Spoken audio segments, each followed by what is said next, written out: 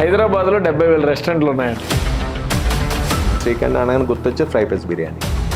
Food ఇండస్ట్రీలో long రన్లో ఉండడం కూడా చాలా కష్టం కదా సార్. ఈ రోజు తిన్నది రేపు తింటలేదు, రేపు తిన్నది ఎల్లుండి తింటలేదు. కొన్ని ఇది వారం రోజుల తర్వాత మళ్ళీ ఇక్కడ తింటున్నారంటే ఇది తింటలేదు. ఇప్పుడు కొత్త కొత్త క్యూజన్స్ వస్తున్నాయి, క్యాచీ పేర్లు పెడుతున్నారు. అది పేరు వినగానే నోరు నాకే వస్తుంది. ఇక్కడికి వెళ్ళి చూస్తేనేమో ఆ పేరు తగ్గ ఫుడ్ అక్కడ ఉండట్లేదు.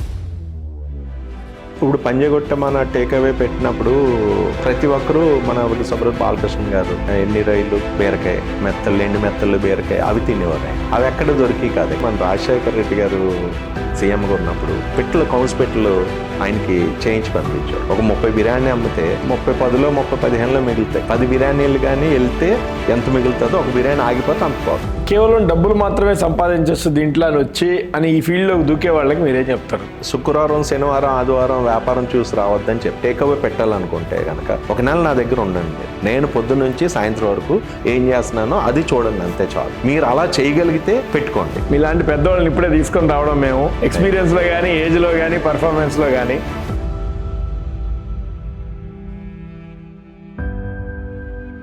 సార్ నమస్తే సార్. నమస్తే అండి. సార్ మీలాంటి పెద్దవాళ్ళని ఇప్పుడే తీసుకొని రావడం మేము ఎక్స్పీరియన్స్లో కానీ, ఏజ్లో కానీ, పర్ఫార్మెన్స్లో కానీ. ఇది మేము మనం చేసిన జర్నీ, మాకంటే మీరు ఎక్కువ చేసిన జర్నీ, కొత్తగా వచ్చిన వాళ్ళకి ఎంతో కొంత ఉపయోగం కలగడం కోసం ఈ ఫార్మాట్ క్రియేట్ చేసాం సార్. అందరూ సాధించింది మాట్లాడతారు, మనం మెలకువలు, తిన్న దెబ్బల గురించి కూడా మేము ఎక్కువ మాట్లాడుతుంటాం. ఎందుకంటే ఫెయిల్యూర్ స్టోరీస్ గురించి ఎవరు మాట్లాడరు. సార్ రాజుగారు, మీరు ఎంటైర్ హైదరాబాద్లో ఈ తెలుగు ఫుడ్, మన ఈ తెలుగు కుజిన్ సంబంధించిన ఫీల్డ్లో పాస్ట్ 40-45 ఇయర్స్లో ఉన్న నాకు తెలిసిన 10-15 మంది ప్రముఖుల్లో మీరు కూడా ఒకళ్ళు. శ్రీకన్య అనేది జనరల్గా అందరూ ఇంట్లో వాడుక పదంలాగా అయిపోయింది బ్రాండ్ పేరు కన్నా కూడా. సార్ ఇప్పుడున్న జనరేషన్లో మీకు కనిపిస్తున్న చిన్న చిన్న ఇబ్బందులు, తప్పులు ఏంటి? అంటే జనరేషన్లో అంటారా లేదా బిజినెస్లో? బిజినెస్లో సార్, కొత్త జనరేషన్ బిజినెస్లో వచ్చిన వాళ్ళ బిజినెస్ సార్. అంటే తప్పులు అంటూ ఏమి లేవండి. అంటే నేను చెప్పొచ్చు సార్, పర్లేదు సార్. ఏది పాత తరం వాళ్ళు చెప్పిన దృష్టిలో వెళ్ళట్లేదు. ఫోన్ చెప్తే వెళ్తున్నారు. ఆ ఫోన్ చెప్పేది ఏది నిజం అబద్ధం అనేది ఎవరికి తెలియదు. ఇప్పుడు మనం ఈ పాడ్కాస్ట్ రూపంలో ఫోన్ ద్వారానే వాళ్ళకి తెలియజేద్దాం సార్. వెళ్ళాలి, తప్పదు. అంటే అది దానివల్ల అడ్వాంటేజ్ ఉంది, డిసడ్వాంటేజ్ కూడా రెండు ఉన్నాయండి. కాకపోతే ఇప్పుడున్న జనం ఏది ఫుడ్, ఏది మంచిది, ఏది క్వాలిటీ దొరుకుతుంది, ఎక్కడ దొరుకుతుంది అనేది పాత వాళ్ళు నెతుక్కుని వెళ్ళేవారండి. ఇప్పుడు ఉన్న వాళ్ళకి అవసరం లేదు, ఫోన్లోనే అన్నీ వచ్చేస్తున్నా మొత్తం అంతా చెప్తున్నారు, ఎక్కడికక్కడ తెలుస్తున్నాయి, ఏది చూస్ చేసుకుని వెళ్తున్నారు. అంటే ఇదివరకు అంటే ఫుడ్ మారింది కదా సార్. ఇదివరకు అంటే మనకి హోటల్స్ అన్ని ఎక్కువ లేవు, ఏదో కొంత హోటల్ వరకు ఉండి, కొన్ని ఉండి తల్లి చేసిన ఫుడ్డే తినేవారు అందరూ. ఇంట్లో ఫుడ్డే.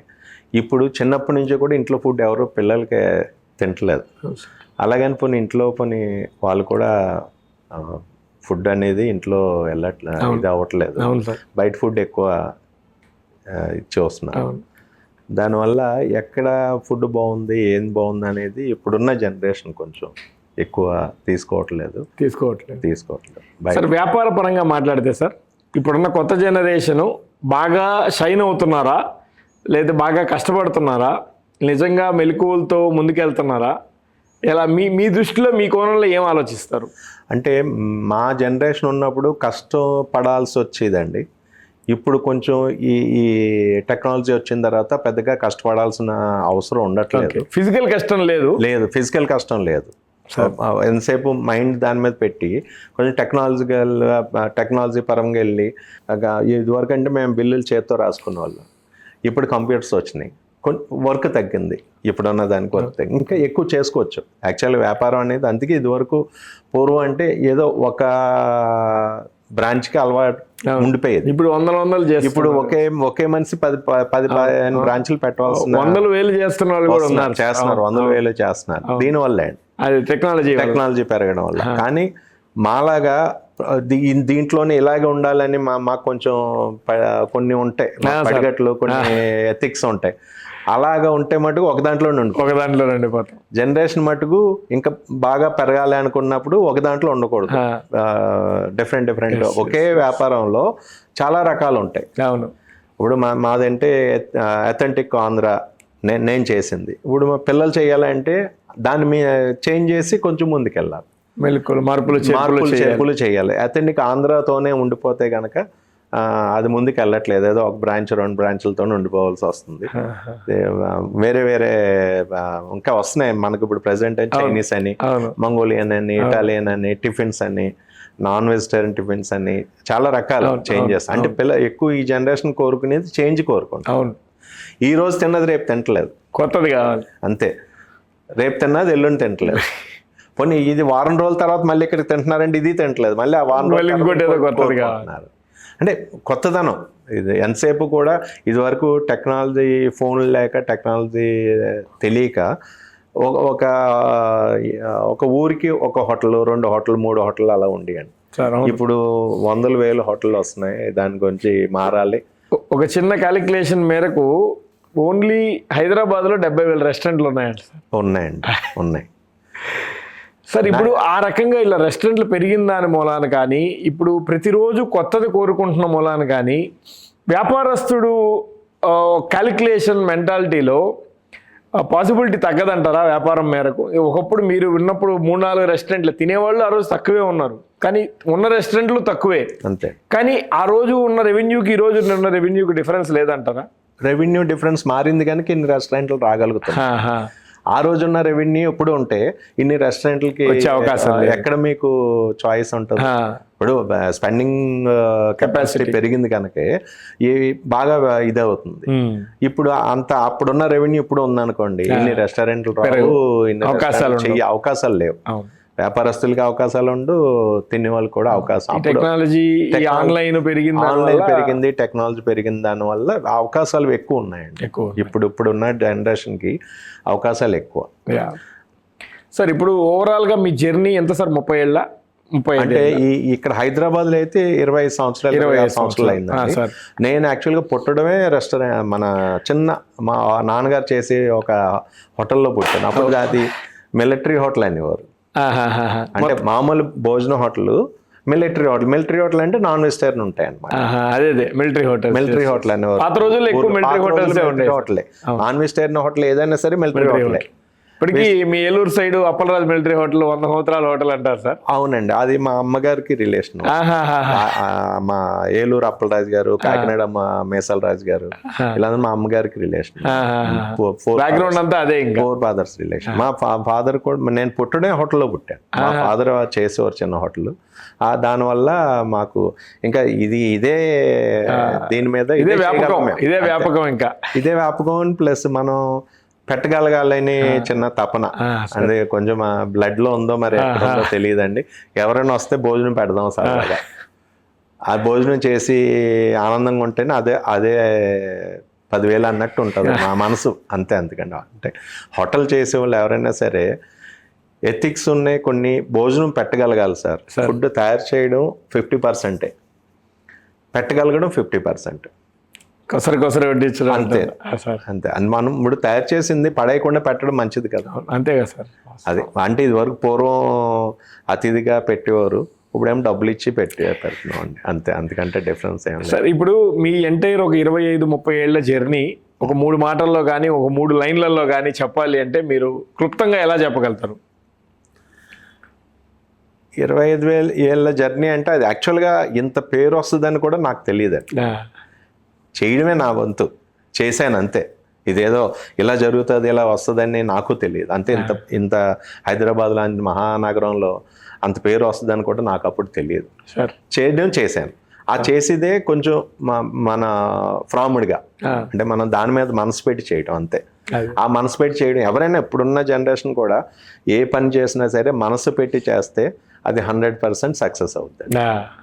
అది ఏదో చేసాము, ఉన్నాము, హోటల్లో డబ్బులు వచ్చినాయి తీసేసాం, ఇది కాదు సార్. పెట్టాము, ఫుడ్ పెడితే ప్రశాంతంగా ఆనందంగా తిని వాళ్ళు తిన్న తర్వాత ఆటోమేటిక్గా వాళ్ళు ఏం చెప్పవసరం లేదండి. వాళ్ళ మనసు తృప్తి పడితే ఆశీర్వాదం మాకు వచ్చేస్తుంది ఆటోమేటిక్గా. ఎవరైతే పెడతారో వాళ్ళకి చెప్తారు కదా సార్, మన ఇంట్లో చేయగలిగితే 10 మంది చేయగలిగితే ఇది శుభం మనకు వస్తుంది అంటారు. అలాంటిదండి హోటల్ కూడా. అదే సార్. అది డబ్బులు తీసుకుని చేస్తున్నావా, మామూలు చేస్తున్నావా అని కాదు. మంచి ఫుడ్ పెట్టగలిగితే వాళ్ళు డబ్బులు ఇచ్చినా ఇవ్వకపోయినా సరే ఆశీర్వాదం కింద ఉంటుంది. అంతే సార్. అంతే సార్. ఇప్పుడు మీ 25 ఏళ్ళ నుంచి మీ ఫీల్డ్లో మీరు ఈ శ్రీకన్య రన్ చేస్తూ వస్తున్నారు. అప్పటి నుంచి మీతో ట్రావెల్ అవుతున్న స్టాఫ్ ఎవరైనా ఉన్నారు సార్, మాస్టర్లు కానీ స్టాఫ్ కానీ? నా దగ్గర ఇంచుమించు ఉన్న వాళ్ళందరూ వాళ్ళే. అవునా సార్? అప్పుడు నా దగ్గర ప్యాకింగ్ చేయడానికి వచ్చిన కుర్రాళ్ళు అంటే అప్పుడు వాళ్ళ ఏజ్ 16-17 సంవత్సరాలు, 10-18 సంవత్సరాలు అలా చదువుకోకుండా నా దగ్గర అప్పటికి ఎవరైనా పెద్దోళ్ళు ఉంటే మా అబ్బాయి మా అల్లుడు ఇలా చేస్తున్నాడండి అంటే తీసుకురా, నేను లైన్లో పెడతాను, నా దగ్గర ఉంచుకుని వాడు ప్యాకింగ్ చేసేప్పుడు ఆ తర్వాత స్లోగా అసిస్టెంట్గా ఇంకో పని అప్ చెప్పి ఇతను చేయగలడు, ఈ అబ్బాయి చేయగలడు అని మనకు మనసుకి అనిపిస్తే అతన్ని పైకి తీసుకురావాలి. ఫుడ్ ఇండస్ట్రీలో లాంగ్ రన్ లో ఉండడం కూడా చాలా కష్టం కదా సార్, నాకు తెలిసినంత వరకు. అంటే లాంగ్ రన్ లో ఉండడం అంటే మాస్టర్ అనేవారు, ఈయన మాస్టర్, ఫుడ్ మాస్టర్ అంటే చెఫ్ అంటారు. ఇప్పుడు ఈయన మాస్టర్ అనేవారు ఇప్పుడు ప్రెసెంట్ మాస్టర్స్ లేరండి. రావడం వెళ్ళడం ఇలాగా నా దగ్గర కొన్ని లాంగ్ హోటల్స్ దగ్గర ఉన్న వాళ్ళు మాస్టర్స్ అండి.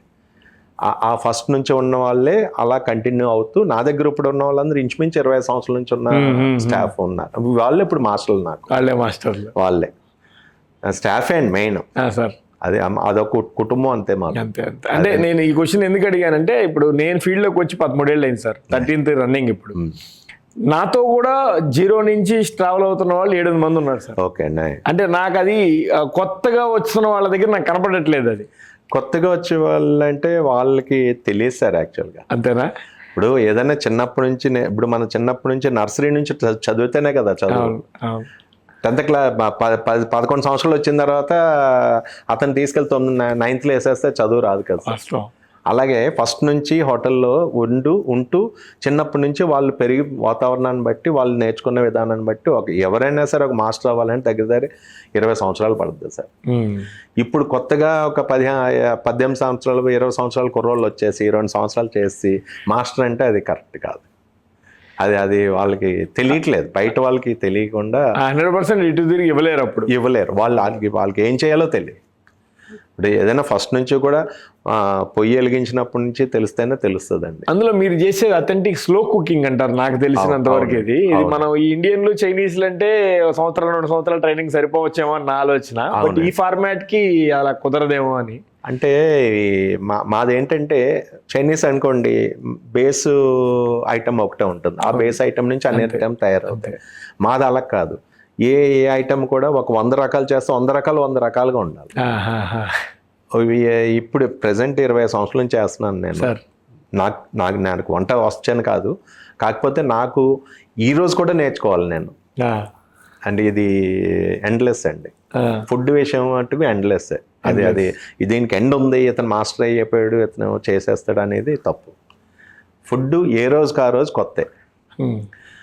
ప్లస్ మా ఇది కూడా సపోజు ఎవరైనా ఒక మనిషికి ఒక జీవితంలో ఒక 4-5 అకేషన్స్ వస్తాయి. పెళ్ళో, లేకపోతే పిల్లల పెళ్ళో, గృహప్రవేశం. మాకు రోజు అకేషనే కదండి. ప్రతిరోజు బయట వాళ్ళైనా మేమైనా అకేషనే. అంటే ఈ రోజు మార్నింగ్ లేస్తున్నప్పుడు ఈ రోజు మనం పెళ్లి చేస్తున్నాం లెగడమే. ఇంకోటి కొత్తగా ఈ రోజే నేను హోటల్ పెట్టానని లెగిస్తే కనుక అతనికి చాలా మంచి భవిష్యత్తు ఉంటుంది. చేసేసాము, ఉన్నాము, మా పేరు వచ్చేసింది అనేది మనసులో ఉంటే మటుకు భవిష్యత్తు ఉండదండి. ఫుడ్ విషయంలో వేరే విషయం అయితే పర్వాలేదు. ఇది పచ్చి సరుకు లాంటిదండి.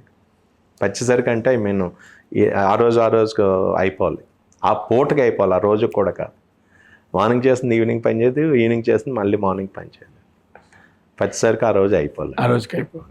సార్, ఇప్పుడు ప్రతి ఒక్కళ్ళ జీవితంలో పివోటల్ మూమెంట్స్ అంటాం, అంటే మైలురాయి అంటాం. సో మీ 25 ఏళ్ళు 30 ఏళ్ళ జర్నీలో ఒక 2-3 అట్లాంటి మైలురాయిలు ఏమైనా చెప్పాలి అంటే టక్కని ఏం గుర్తొస్తుంది మీకు? పలానా బ్రాంచ్ సక్సెస్ అయినప్పుడా, లేదంటే కొత్త బ్రాంచ్ పెట్టినప్పుడా, లేదంటే పలానా వీడియో ఏదైనా మార్కెట్లోకి వెళ్ళినప్పుడా, లేదంటే సెలబ్రిటీస్ ఎవరైనా మీ దగ్గరికి వచ్చినప్పుడు అంటే మీరు ఆలోచించకుండా వెంటనే గుర్తొచ్చి మీకు మనసుకు హత్తుకునే సన్నివేశాలు అంటే ఏమన్నా ఒక 2-3 చెప్పాలి అంటే? ఇప్పుడు పంజగుట్ట మన టేక్ అవే పెట్టినప్పుడు అప్పటికి టేక్ అవేస్ ఏమి లేవు యాక్చువల్గా. ఒక 3-4 సంవత్సరాలకి అది స్టాండర్డ్ అయ్యి బాగుంది, చాలా బాగుంది. ఇంకా అక్కడ నుంచి ఇది బాగుంది అని చెప్పేసి ప్రతి ఒక్కరూ మన ఇప్పుడు సబ్రత్ బాలకృష్ణ గారు, వసుంధర గారు అలా మౌత్ పబ్లిసిటీ, మౌత్ టాకింగ్లు వెళ్ళి అప్పట్లో ఆయన ఎన్ని రొయ్యలు బీరకాయ మెత్తలు, ఎండు మెత్తలు బీరకాయ అవి తినేవారు ఆయన. అవి ఎక్కడ దొరికి కాదు. ఇప్పటికీ అలాంటి వెరైటీలు అన్నీ మీ దగ్గర ఉన్నాయా సార్?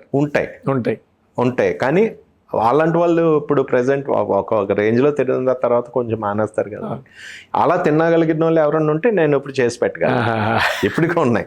కానీ డైలీ చేసి పెడితే ఎవరో తినే జనరేషన్ లేదు కదా. ఆ జనరేషన్ కావాలంటే మనకి ఇప్పుడు ఈ బీపీలు అన్నీ ఇవన్నీ ఉంటాయి కదా సార్. హెల్త్ పరంగా చాలామంది హెల్త్ కాన్షియస్లో మీరే ఒక రోజు ఫుడ్ తింటున్నారు, రోజుకో పూట. అది అలా అందరూ కూడా చాలా హెల్త్ కాన్షియస్లో ఉన్నారు. కానీ హెల్త్ కాన్షియస్లో ఉన్నారు కానివ్వండి, ఈ పిల్లలు ఇప్పుడున్న ప్రజెంట్ ఈ పిజ్జాలు, బర్గర్లు ఇలాగా మన ఫుడ్ వేరు, ఆ ఫుడ్ వేరు. అంటే మనకున్న వాతావరణాన్ని బట్టి మన చిన్నప్పటి నుంచి మన ఫుడ్ తయారైంది. ఇవి మన ఫుడ్ కాదు, బయట ఫుడ్. అది అక్కడ వాతావరణాన్ని పనిచేస్తాయి అవి. కానీ అవి తీసుకొచ్చి ఇక్కడ తింటున్నారు. కానీ అదే తప్పర్లో కొన్ని. ఇంకా సార్, ఇంకా మీరు వేరే బ్రాంచ్ పెట్టినప్పుడు ఇంకా నుంచి మనకి బ్రాంచ్ పెట్టినప్పుడు అంటే మన కొండాపూర్ బ్రాంచ్ పెట్టానండి. కొండాపూర్ బ్రాంచ్ పెట్టినప్పుడు కొంచెం నాకు ఫస్ట్ టేక్ అవేనే పెట్టాను. తర్వాత వాకిన్స్ ఎక్కువైనా అక్కడ. అంటే ఐటీ హబ్ అది అంత ఏరియా దగ్గరలో వాకిన్స్ ఎక్కువ అయ్యేసరికి సరే చిన్నది ఒక 50 సీటింగ్ ఒకటి చిన్నది మళ్ళీ టేక్ అవేని కుదించి దాన్ని పెట్టేసరికి అది ఫుల్ అవుతుంది. ఫుల్ అయింది కదా, బాగుంది అని చెప్పేసి బయట నుంచి ఉండిపోతున్నారు జనం. పాపం వాళ్ళకి సీట్ దొరక. బట్ 4th ఫ్లోర్ మళ్ళీ తీసుకుని 4th ఫ్లోర్ మొత్తం ఫుల్ రెస్టారెంట్ చేశారు. వాళ్ళు వచ్చి ఆనందంగా తిని వెళ్ళేటప్పుడు సార్ ఫుడ్ చాలా బాగుంది సార్ అని అంటే అదొక ఆనందం అండి. తృప్తి అదొకటి తృప్తి. ఎప్పుడు వాళ్ళు తింటున్నప్పుడు వాళ్ళు ఎలా తింటున్నారు, ఆనందంగా తింటున్నారా, కొంచెం బాధపడుతూ తింటున్నారా, కొంచెం మనిషి తిన్న విధానంలో తెలిసిపోతుంది, అర్థమైపోద్ది మనకి. సార్ ఇప్పుడు మీరు 25 ఏళ్ళు జర్నీ చేసి ఇంత దూరం బ్రాండ్ని తీసుకొచ్చి మీరు క్యాటరింగ్ సెగ్మెంట్లో కానీ, రెస్టారెంట్ కానీ, టేక్అవే కానీ ఇవన్నీ మీరే స్టార్ట్ చేసుకొని వచ్చారు. ఇప్పుడు మీ పిల్లల్ని కూడా ఇదే ఫీల్డ్లోకి తీసుకొచ్చారు. తీసుకురాలేదండి, వాళ్ళే వచ్చారు. అంటే మీరు వాళ్ళని అడిగాను, చదువు అయిపోయిన తర్వాత మీరు ఏంటి ఈ బేసు ఇది ఉంది కదా, మీరు చేసుకుంటారు లేకపోతే జాబులు చేసుకుంటారు, నేను ఎక్కడితో ఆపుతాను అని చెప్పేసి అంటే, లేదు మీరు బేసు బిల్డ్ చేసి ఉంచారు కదా, దీన్ని మేము కంటిన్యూ చేస్తామని చెప్పి వాళ్ళిద్దరు మాట్లాడుకుని వాళ్ళిద్దరూ దీంట్లోకి వచ్చారండి. వాళ్ళిద్దరూ మీరు చేస్తున్న దానికన్నా ఎక్కువ మంచిగా చేస్తున్నారని మీరు అనుకుంటున్నారా, కాదంటారా? అంటే ఒకటి మా సిస్టమ్, మా స్టైల్ వేరేగా ఉంటుందండి. ఇప్పుడు జనరేషన్ స్టైల్ వేరేగా ఉంటుంది కదా సార్. మంచిగానే చేస్తున్నారు, కానీ మాకు ఎక్కడో ఇంకా నేర్చుకోవాలని చిన్న ఉంటుంది కదా సార్. తండ్రి అయిన తర్వాత పిల్లోడు ఇంకా బాగుంటేనే బాగుంటుందని అనుకుంటారు. ఆటోమేటిక్గా మేము ఆ స్టేజ్లో ఉన్న అలానే ఆలోచిస్తాం. మీరు వాళ్ళు మళ్ళీ పెరిగి వాళ్ళ పిల్లలు వచ్చేసరికి మా నాన్నగారు ఇలాగ అనుకునేవారు కదా, ఇప్పుడు తెలుస్తుంది మనకు అనుకుంటారు. వాళ్ళకి ఇప్పుడు తెలియదు. ప్రజెంట్ రన్నింగ్ ఇది ఒక విధంగా మాది మా హోటల్ ఫీల్డ్ చాలా ట్రబుల్ ఫీల్డ్ సార్. ఇప్పుడు రోజు పెళ్లి చేయాలంటే ఏ మనిషికైనా కష్టమే రోజు. అది కొంచెం వాళ్ళు పడుతున్న స్ట్రగుల్ పడుతున్నప్పుడు నాకు కొంచెం మనసులో ఏంటి వీళ్ళని ఇబ్బంది పెడుతున్నానా అని నేను పడ్డాను. వాళ్ళు పడుతున్నప్పుడు కొంచెం బాధ అనిపిస్తుంది, ఇబ్బంది పెడుతున్నానా వీళ్ళని అని. కానీ ఫీల్డ్ అలాంటిది. తండ్రి ప్రేమ సార్, అంతే తండ్రి ప్రేమ. ఇప్పుడు బట్టల షాప్ ఉంది అనుకోండి సార్, ఏదైనా ఒక తాను తెచ్చో లేకపోతే అక్కడ పెట్టేస్తే 3 నెలలు అమ్మొచ్చు, 4 నెలలు అమ్మచ్చు, సంవత్సరం తర్వాత అమ్మొచ్చు, లేకపోతే డిస్కౌంట్ అమ్మేయచ్చు. ఇది అలా కాదండి. ఒక పూట, ఆ పూటకి ఎంత వేయాలి, ఎంత చెయ్యాలి, ఆ పూట అది వేస్ట్ అవ్వకుండా ఎంత మనం అమ్మిన దానికన్నా వేస్ట్ అయ్యేది ఎక్కువ పోతుందండి డబ్బులు. మనం ఆ కొలమానం అనేది బేరీ చేసుకోలేకపోతే ఆటోమేటిక్గా అది వేస్ట్ వెళ్ళిపోద్ది సార్. ఇప్పుడు మీరు ఒక 30 బిర్యానీ అమ్మితే 30 10లో 30 15లో మిగులుతాయి. ఒక బిర్యానీ ఉండిపోయింది అనుకోండి, 300 పోదు, 400 పోదు, 300 పోదు. ఇప్పుడు మనం బిర్యానీ 10 బిర్యానీలు అమ్మితే ఒక బిర్యానీతో సమానం. అవును అవును వాస్తవం. 10 బిర్యానీలు కానీ వెళ్తే ఎంత మిగులుతుందో ఒక బిర్యానీ ఆగిపోతే అంత పోదు. అవును. సార్ మీ పిల్లల్ని మీరు ఎప్పుడైనా వ్యాపారంలో తిట్టిన సందర్భాలు ఉన్నాయా?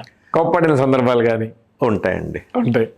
అంటే కోప్పడిన సందర్భాలు ఉంటాయి. ఎందుకంటే కమిట్మెంట్ ఇప్పుడు నాకు ఎలా ఉంటుందంటే ప్రతి నిమిషం కూడా దీంతో పాటు ఉండాలి, ప్రతి నిమిషం నీకు తెలియాలి, ప్రతి సెకండు నీకు తెలియాలి అని ఉంటుందండి. అది ఒక్కొక్కసారి ఇప్పుడు నేను పెరిగిన వాతావరణం వేరు, నేను హోటల్ పెట్టినప్పుడు నేను వచ్చిన వాతావరణం వేరు, నేను పడిన స్ట్రగుల్ వేరు. వాళ్ళు అలా లేరు. వాళ్ళు పెరిగిన టైంకి ఆల్రెడీ అన్ని రెడీగా ఎస్టాబ్లిష్ ఉన్నాయి, అన్నీ రెడీగా ఉన్నాయి.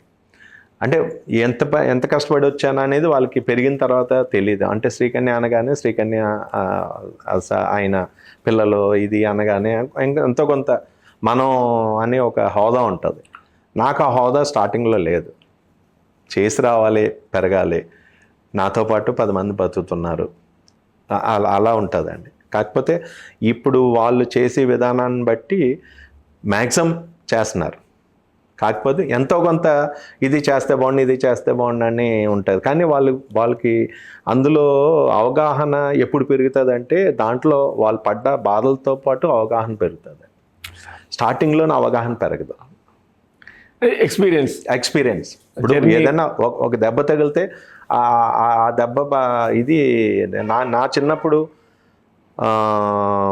ఒక స్కూటర్లు కొత్త అండి, 4 నుంచున్నాం, వర్షం వస్తుంది, స్కూటర్ తీసుకురావాలి లోపలికి. అప్పుడు స్కూటర్ ఇష్టం కదా మనకి, ఇష్టం కదా. నా స్కూటర్ ఎవరిదో వేరే అయిన స్కూటర్ ఉంది, నేను తీసుకొస్తానన్నా. నేను తీసుకొస్తానంటే నువ్వు ఎప్పుడైనా స్కూటర్ మీద పడ్డావా అన్నాడు. అబ్బాయి నేను ఎప్పుడు పడలేదు, బాగా చేశాను. అయితే నువ్వు వద్దంట అన్నారు ఆయన. నాకు అప్పుడు ఎందుకు వద్దు అన్నారు ఏం చేసి మళ్ళీ ఆయన అడిగితే, ఒకసారి నీకు పడితేనే దాన్ని ఎలా నడపాలో నీకు తెలుస్తుంది, అందు గురించి నీకు పడలేదు కనుక నీకు ఎలా నడపాలో తెలియదు, నా స్కూటర్ని పడేసావంటే నాకు ఇబ్బంది కదా అన్నారు ఆయన. అంటే అప్పుడు పెద్దవాళ్ళు అంత అవగాహనతో ఉండేవారు. అనుభవాలండి. సార్ ఇప్పుడు మీరు ఇనిషియల్ టైంలో మీరు హైదరాబాద్లో ఈ ఫుడ్ ఇండస్ట్రీ మార్కెట్లోకి ఎంటర్ అయినప్పుడు మీతో పాటు జర్నీ చేసిన కొన్ని ప్రముఖమైన బ్రాండ్స్ ఇప్పటికీ ఉన్నవి ఏంటి 4 చెప్పాలంటే మీకు ఏం గుర్తుంది? అంటే మీరు ఇప్పుడున్నంత అవేర్నెస్ సోషల్ మీడియాలో అప్పుడు లేవు కదా? లేవు. అప్పుడు పరిచయాలు ఉండడము అంటే చాలా ఫ్రెండ్లీగా ఉండేవాళ్ళు నాకు తెలిసి. అవునండి. సో ఎవరున్నారు సార్ అప్పుడున్న రెస్టారెంట్స్ కానీ? ఇప్పుడు నేను పెట్టేటప్పటికైతే మన స్పైస్ వెన్యూ సంపత్ గారు ఫాదర్ రవి గారు ఉండేవారు. సార్ రవి గారు సదరన్ స్పైస్ అని చేసేవారు నేను వచ్చిన కొత్తలో. ఆయన ఒక ఇంట్లో చేశారు, చాలా బాగుంది, చాలా ఆనందం అనింది. ఆ ఇల్లు కూడా హోటల్లా చేయొచ్చు అనేది అప్పుడే తెలిసింది నాకు. ప్రతి రూమ్ని ఒక చిన్న సోఫాలు వేసి చిన్న ఇల్లు, ఒక ఇల్లే అది, దాన్ని ఏం మార్చలేదు. హాల్ అంతవరకు హోటల్ అంటే హాల్లా ఉండేది అనేది ఇంటిని ఆయన హోటల్లా తయారు చేశారు. అప్పుడు అది ఆనందంగా ఉండేది. ఆయన ఇన్స్పిరేషన్ కొంత. ప్లస్ మా బావగారు వాళ్ళు అంతకుముందు అమలాపురం పాండురంగ హోటల్ అయి చేసేవారు, మా నాన్నగారు వాళ్ళు చేసేవారు. వాళ్ళకంటే కొంచెం ముందుగా మా బావగారు చేసేవారు. వాళ్ళు చేసినప్పుడు కూడా మా evening 7th class 8th class సెలవులు వచ్చినప్పుడు కంపల్సరీ అక్కడ 2 months అక్కడికి వెళ్ళిపోయేవాళ్ళు. వేసవి సెలవులు వచ్చిన 2 months అక్కడ మనకు వర్క్ చేయడం ఇష్టం, అంటే సర్వీస్ చేయడం. అంటే వాటర్ పోయడం లేకపోతే ఆకులు వేయడం, ఈ సర్వీస్ చేయడం ఇష్టం. దానివల్ల నేనేమో అదంతా వచ్చి నాకు అలవాటు అయింది బాగా. మా ఇంట్లో మాది హోటలే, కాకపోతే మా దాని మీద కొంచెం ప్రీమియం అప్పట్లో. దానివల్ల అది అలవాటు అయింది. ఆ ఇన్స్పిరేషన్ అయింది. ప్లస్ ఈ స్పైస్ వెన్యూ ఉండేది అప్పటికి. ఈ తాజ్మహల్ హోటల్ అని ఇవి పాత తాజ్మహల్ ఎప్పుడో నా చిన్నప్పుడు ఒకసారి ఇక్కడ హైదరాబాద్ వస్తే ఆ తాజ్మహల్ హోటల్లోనే భోజనం చేసేవాళ్ళు. ఒకే టేబుల్, ఒకే ఆకు, ఒకే కుర్చీ, మజ్జిగ పెట్టి భోజనం. అదొక ఆనందంగా ఉండేది. అంటే భోజనం అంటే ఇలా ఉంటుందా అని. అవి స్పైస్ వెన్యూ తర్వాత పెట్టారు ఆయన రవి గారు, తర్వాత సంపత్ ఆయన వచ్చారు. అప్పటి నుంచి మనతో పాటు జర్నీ అయిన మనతో పాటు అని కాదు, వాళ్ళతో పాటు నేను జర్నీ. సార్ ఇప్పుడు కొత్త క్వశ్చన్స్ చాలా వస్తున్నాయి సార్ మార్కెట్లో. అవును. ఇప్పుడు మాలాంటి వాళ్ళు కూడా ఆంధ్ర నుంచి వచ్చి ఇక్కడ వ్యాపారాలు చేసుకుంటూ ఉన్నప్పుడు కూడా తెలుగు ఫుడ్ తినాలనుకుంటాం, వెళ్తాం, తింటాం, వస్తాం. మళ్ళీ మరుసటి రోజు వెళ్ళి ఇంకేదన్నా ఇటాలియన్ అని ఇంకా ఆ క్యూజన్స్ ఈ క్యూజన్స్ వెరైటీలు ట్రై చేస్తుంటాం. మళ్ళీ ఎండ్ ఆఫ్ ద డే ఇక్కడికే వస్తాం. మళ్ళీ శనివారం ఆదివారం వచ్చినప్పుడు ఇక్కడికే రావాలనిపిస్తుంది. సో అలా మీకు రెగ్యులర్గా వచ్చే కొంతమంది కస్టమర్స్ ఉంటారు, రెగ్యులర్గా వచ్చే ఆర్డర్స్ ఇంకా అంటే వాళ్ళు పలానా ఇంటి దగ్గర నుంచి ఆర్డర్ వస్తుందంటే ఇంక మాకే వస్తుంది అనే ఒక ఫార్మాట్ కస్టమర్స్ ఉంటారు సార్. ఎందుకంటే ఐస్ క్రీమ్ అమ్మే నాకే రోజు మార్చి రోజు వచ్చే కస్టమర్స్ ఉంటారు. సో ఫుడ్ ఇండ్ అనేది ఇంకా ఆటోమేటిక్గా అది బ్లడ్లోకి ఎక్కిపోయి ఉన్న కస్టమర్స్ కూడా చాలా మంది ఉంటారు. అటువంటి వాళ్ళు మిమ్మల్ని ఎవరిని బయటికి తీసుకెళ్తాం, కొత్త బ్రాంచ్లు పెట్టండి, ఇలా చేయండి అని చెప్పి పుష్ చేసే వాళ్ళు ఎవరు దొరకరా సార్? ఉన్నారు సార్, చాలా మంది ఉన్నారు. బ్రాంచ్లు పెట్టండి. ఇప్పుడు యూఎస్ ఇక్కడ నుంచి చేసిన వాళ్ళందరూ యూఎస్ వెళ్ళిపోయిన వాళ్ళు చాలా మంది ఉన్నారు. యూఎస్లో పెట్టండి అంకుల్, చాలా బాగుంటుంది, ఇక్కడికి రండి, నేను అన్ని పురమాయిస్తాను, అన్నీ చేస్తానని అంటారు. యూఎస్లో వెళ్ళి అక్కడ బ్రాంచ్లు పెట్టచ్చు. ప్లస్ ఇక్కడ కూడా చాలామంది ఫ్రాంచైజీలు అడుగుతారు. ఫ్రాంచైజ్ ఇందాక నేను చెప్పాను మీకు, ఫుడ్ 50%, సర్వీస్ 50%. ప్రతి ఫ్రాంచైజ్లో నేనుండి సర్వీస్ చేయలేను. నా దాంట్లో నేనుండి సర్వీస్ చేసుకున్నాను. బిర్యానీ కూడా నేనే ప్యాక్ చేసి ఇచ్చేవాడిని మనసులో చూసి. ప్రతి ఫ్రాంచైజ్లో మనం ఉండలేం. మెయిన్ ఏంటంటే ఫుడ్ విషయంలో, ఈ భోజన విషయంలో మన ఫుడ్ ఎంత బాగా చేసినా దాన్ని తినిపించడం సగం. ఫుడ్ దాని వాల్యూ అంతే అండి. ఫుడ్ విషయం అంతే. ఇప్పుడు మన ఇంట్లో తల్లి భోజనం పెడతారు, ఇంట్లో పెట్టిన అమ్మ పెట్టినట్టు హోటల్లో పెట్టలేరు కదా సార్. మనమేమో ఇంట్లో 4 రోజులు తిని 5వ రోజున హోటల్కి వెళ్దాం అనుకుంటాం, మళ్ళీ ఇంటికి రావాలి కదా. ఆ ఫుడ్ ఎంత బాగా పెడితే అంత బాగా ఆస్వాదిస్తారండి వాళ్ళు. అది కావాలి మెయిన్. ఫ్రాంచైజీలు పెరిగిపోయే కొద్దీ మన చేతిలో ఉండవండి ఫుడ్ విషయంలో మటు. పని డైల్యూట్ అయిపోద్ది, క్వాలిటీ డైల్యూట్ అయిపోద్ది. అది ఎలా జరుగుతుంది? ఇప్పుడు నేను ఒక ప్లేట్కి ఒక 5 ముక్కలు ఇచ్చి మిమ్మల్ని తినాలి, 5 ముక్కలకి సరిపడా వాళ్ళ ప్లేట్ ఇవ్వాలి వాళ్ళకి అనేది ఇచ్చాను అనుకోండి. మన ఫ్రాంచైజ్ ఇస్తే వాళ్ళు 4 ముక్కలు వేసి సరిపెట్టేశారు అనుకోండి, మనసు ఉండదు, అది ఫ్రాంచైజ్ అవ్వదు. అది డైల్యూట్ అయిపోద్ది అండి. సార్ ఇప్పుడు ప్రెసెంట్ మనకి ఎన్ని బ్రాంచ్లు ఉన్నాయి సార్? ప్రెసెంట్ మన పంజగుట్ట మోడల్ హౌస్ దగ్గర టేక్ అవే సార్, నేను 2000లో పెట్టింది. ఇప్పుడు కొండపూర్ మన తోట టవర్స్ అని చెప్పి ఆ బిల్డింగ్లో రెండే అండి బ్రాంచ్లు. రెండే. మార్కెట్లో ఇంకో 2-3 ఉన్నాయి కదా సార్ మార్కెట్లో, అవి మీ కాదా సార్? కాదండి, కాదు. శ్రీకన్య అనేది రిజిస్టర్ ఫార్మ్ అన్నారు. ఓన్లీ శ్రీకన్య మళ్ళీ ఏదన్నా వేరే యాడ్ చేసినా లేకపోతే ముందు ఏదో పెట్టినా సరే అది నాది కాదు. అంటే ఒరిజినల్ శ్రీకన్య మీది? మాదే. అప్పుడు మీరు అది ఒరిజినల్ ఇది ఏదైనా పెట్టుకుంటే కానీ జనాలు గుర్తింపలేని పరిస్థితి సార్ మార్కెట్లో. అలాగే ఉంది సార్. చాలా మంది తెలియదు, మీ శ్రీకన్యకి వెళ్ళామండి, అక్కడ బాగోలేదండి, ఇక్కడ బాగుందండి, అక్కడ ఇదే అయిందండి, ఇలా చెప్తున్నారు కానీ తెలియదండి. అది బయట వాళ్ళకి తెలియదు. ఇంకా అది ఒరిజినల్ అని ఏదో మళ్ళీ మా పిల్లలే దాన్ని ముందుకు తీసుకెళ్ళాలండి.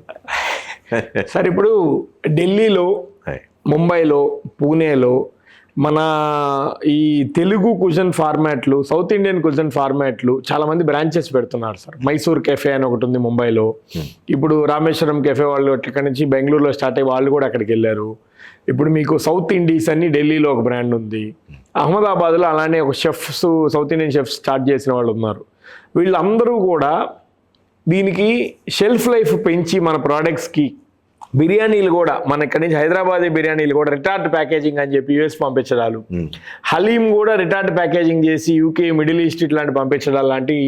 అంటే ఈ వ్యాపారం పెంచడమే కదా స్కేలింగ్, వ్యాపారం నెక్స్ట్ లెవెల్కి తీసుకెళ్లడమే కదా గ్రోత్ అనే ఫార్మాట్లో ముందుకెళ్తున్నారు. అది కరెక్ట్ అంటారా? కరెక్టే అయితే మీరు ఎందుకు అలాంటి ఫార్మాట్లు ఎంచుకోవట్లేదు?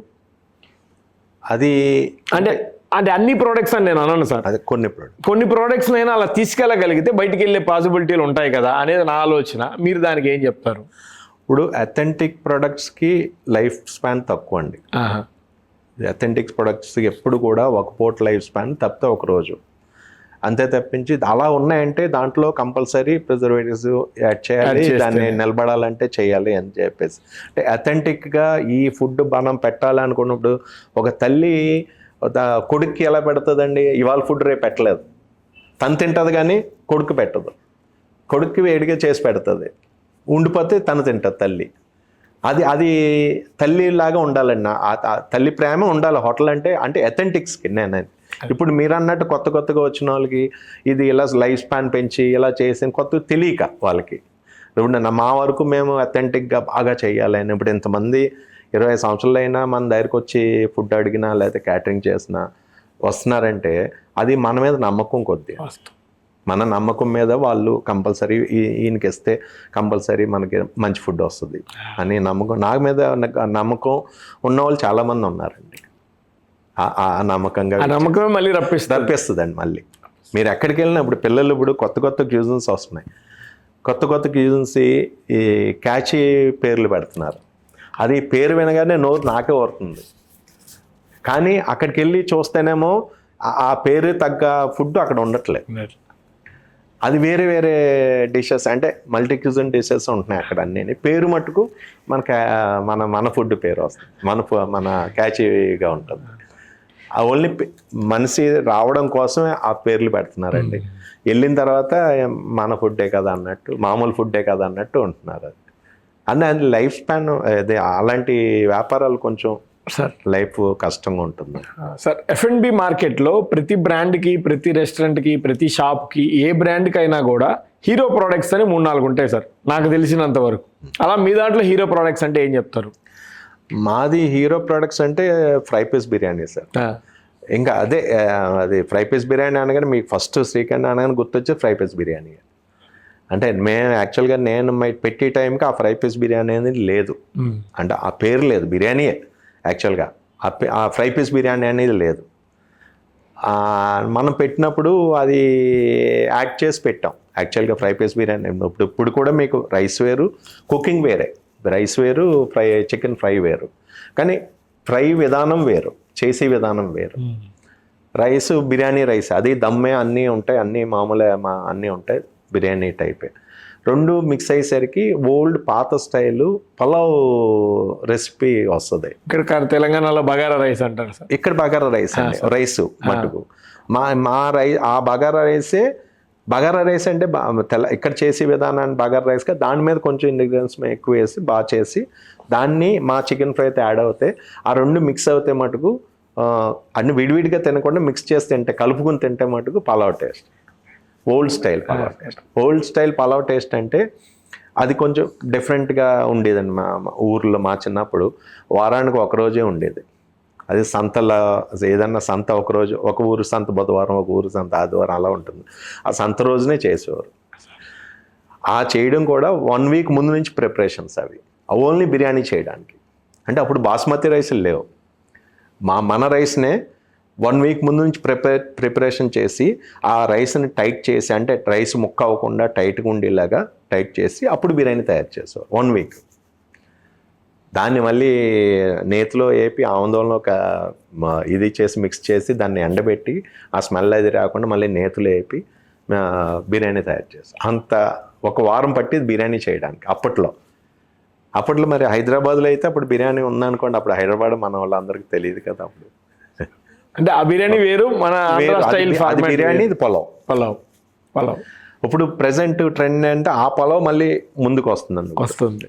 ఇప్పుడు చిట్టుముచ్చాలు పలావ్, ప్రాన్స్ కైమా పలావ్ అని, చికెన్ పలావ్, మటన్ పలావ్ ఇది తయారు చేస్తున్నప్పుడు ఇది ఓల్డ్ స్టైల్లో చిట్టుముచ్చాల రైస్తో ఎక్కువ మంది ఇప్పుడు ఇష్టపడుతున్నారు. వెజిటేరియన్ అయితే పనస ముక్కల పలావ్ ఎక్కువ ఇష్టపడుతున్నారండి ఇప్పుడు. ఆ పాత స్టైల్ ఇప్పుడు మళ్ళీ వచ్చింది.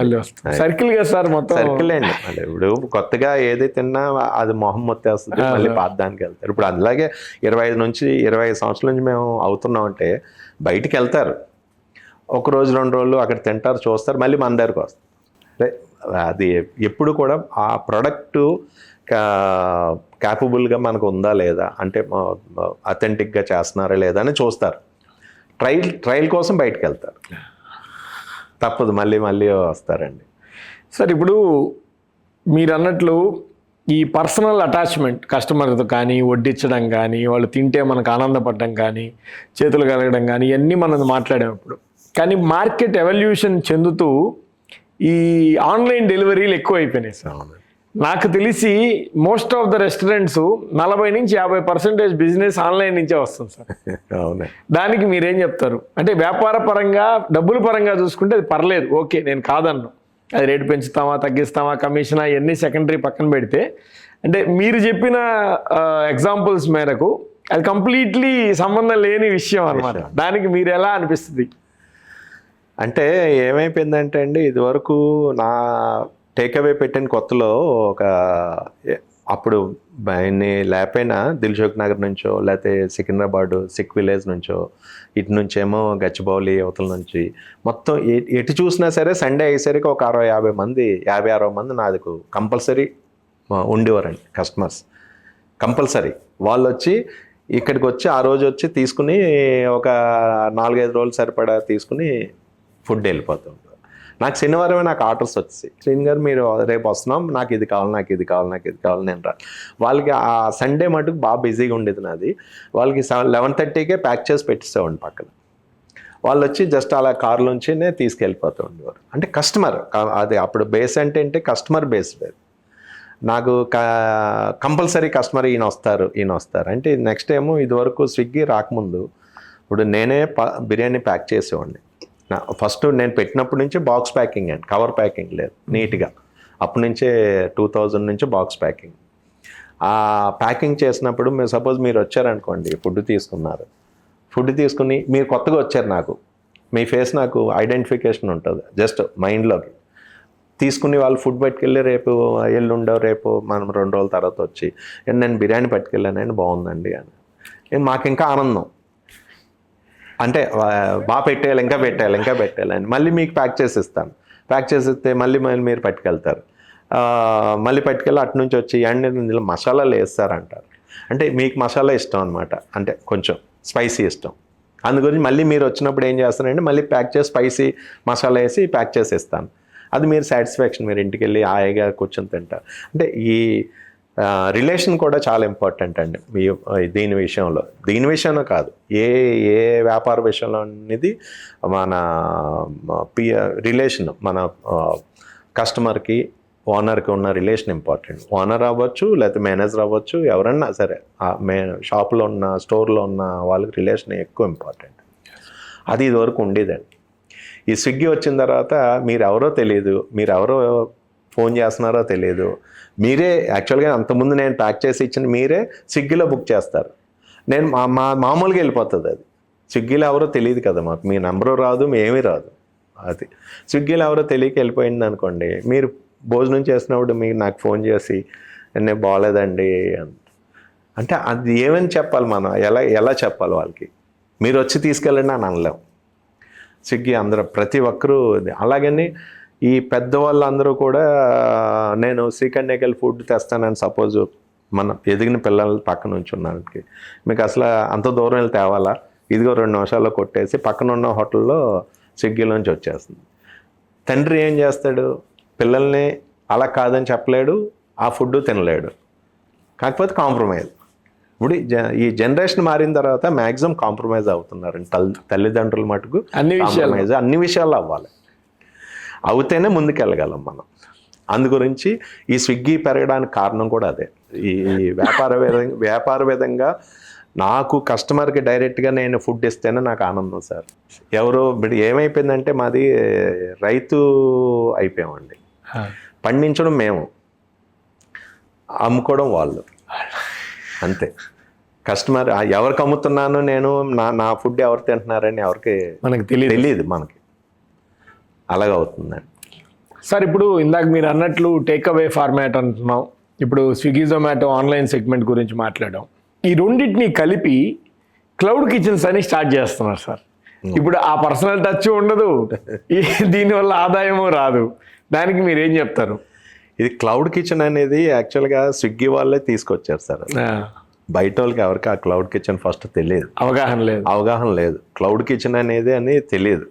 అదొక మేఘంలో ఏముంటుంది సార్, వర్షం నీరు పడత తర్వాత కానీ ముందు ఏముండదు మేఘంలోకి మనం వెళ్తే ఏముంటుంది, ఫ్లైట్లో వెళ్తున్నాడు మేఘం మామూలుగా శూన్యంగా వెళ్ళిపోతుంది, అంతే. అది క్లౌడ్ కిచెన్ అనేది వాళ్ళు తీసుకొచ్చి అందరికి అలవాటు చేశారండి.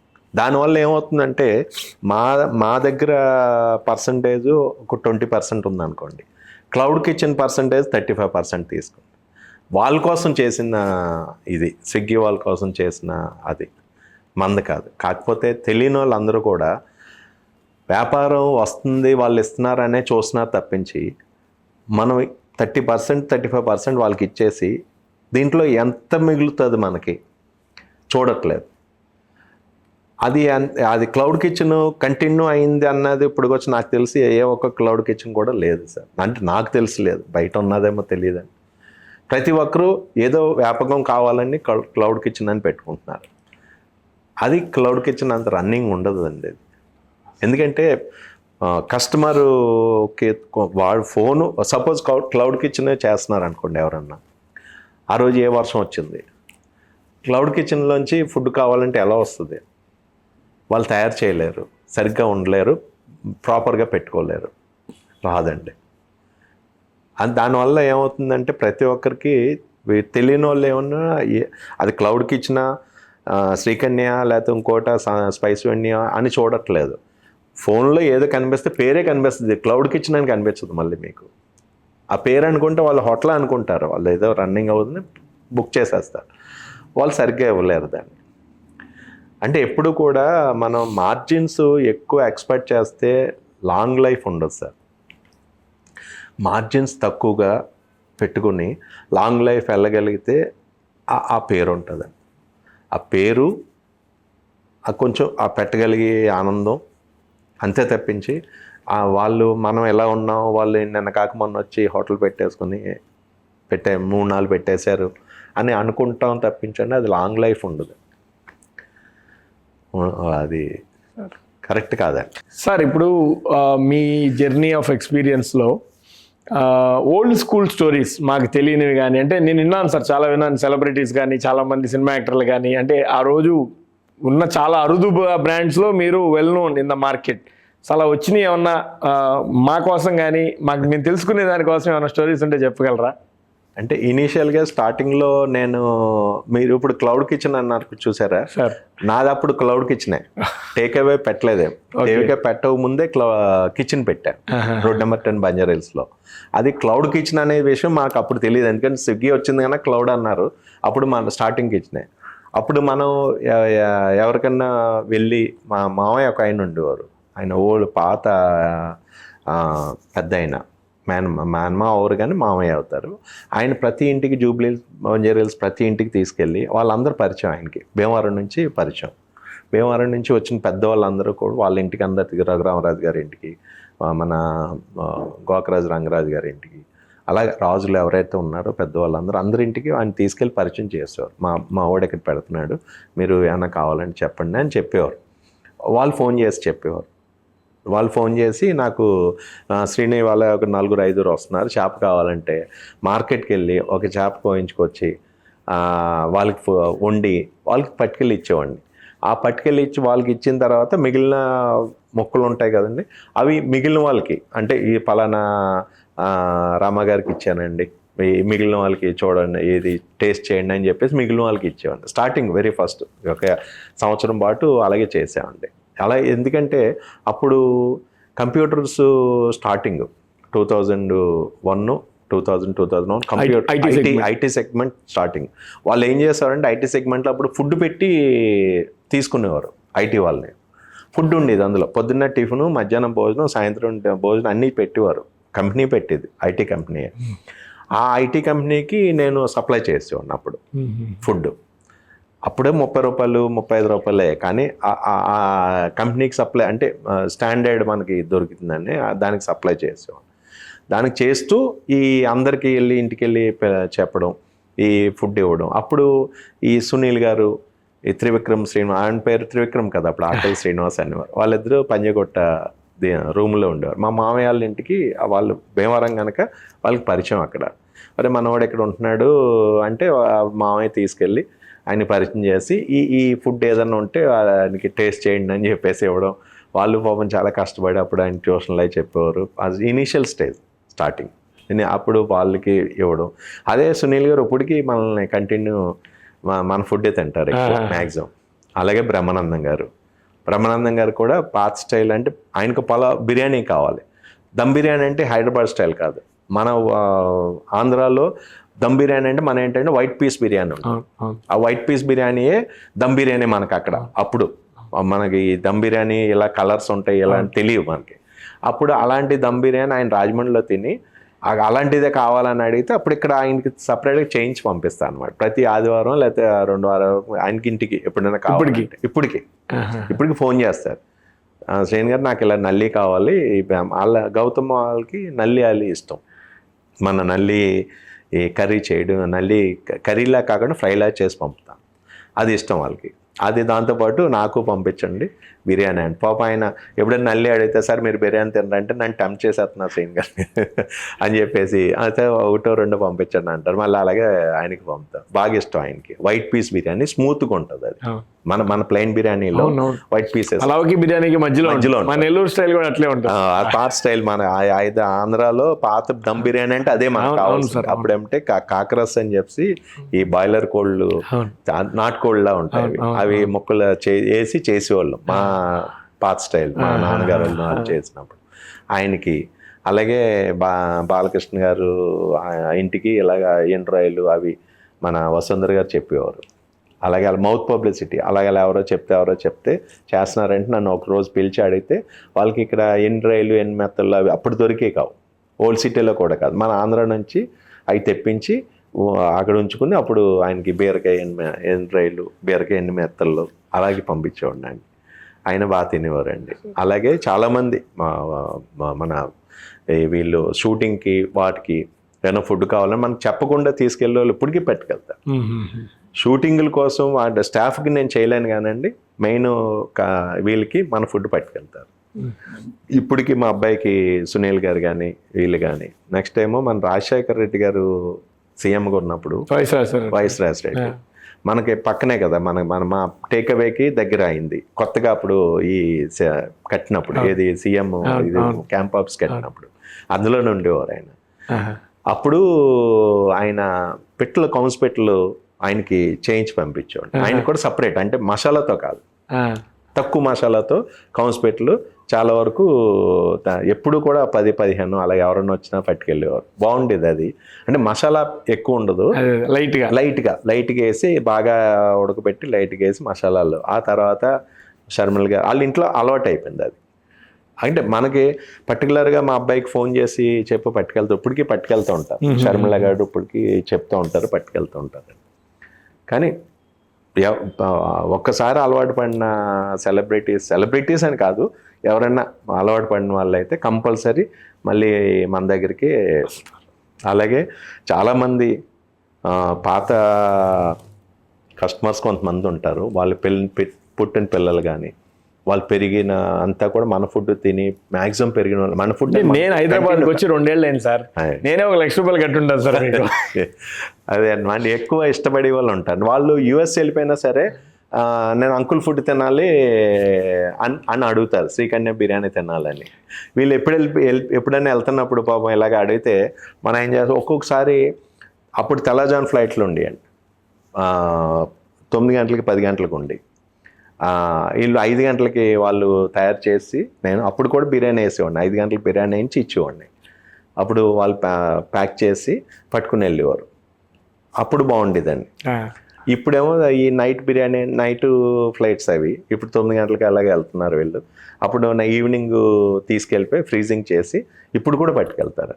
మనకు తెలియకుండా మన ఫుడ్ బయటకు చాలా వెళ్తుంది, తెలిస్తే ఇంకా బాగా చేసిస్తాం. పలానా కావాలని అంటే పట్టుకెళ్తారండి, పట్టుకెళ్ళి అందరూ అది భగవంతుడు అలా కల్పించాడు. అది మన వల్ల ఏది అని జరుగుతుంది అని కూడా నాకు తెలియదులేదు, ఇలాగా ఉంటుంది అనేది భగవంతుడు అలా కల్పించాడు. ఫుడ్ పెట్టి మనస్తత్వం మనకి ఇచ్చాడు. అది బైబర్తో లేదంటే పూర్వజన్మ సుకృతం. అది ప్రస్తుతానికి అయితే అలా రన్ అవుతుంది. రేపు పిల్లలు కూడా అలా రన్ చేస్తారు. పిల్లలు కూడా నా విధానంగానే వెళ్తున్నారండి, ట్రెండ్ మార్చలేదు, నా విధానంగా వెళ్తున్నారు ప్రస్తుతానికి.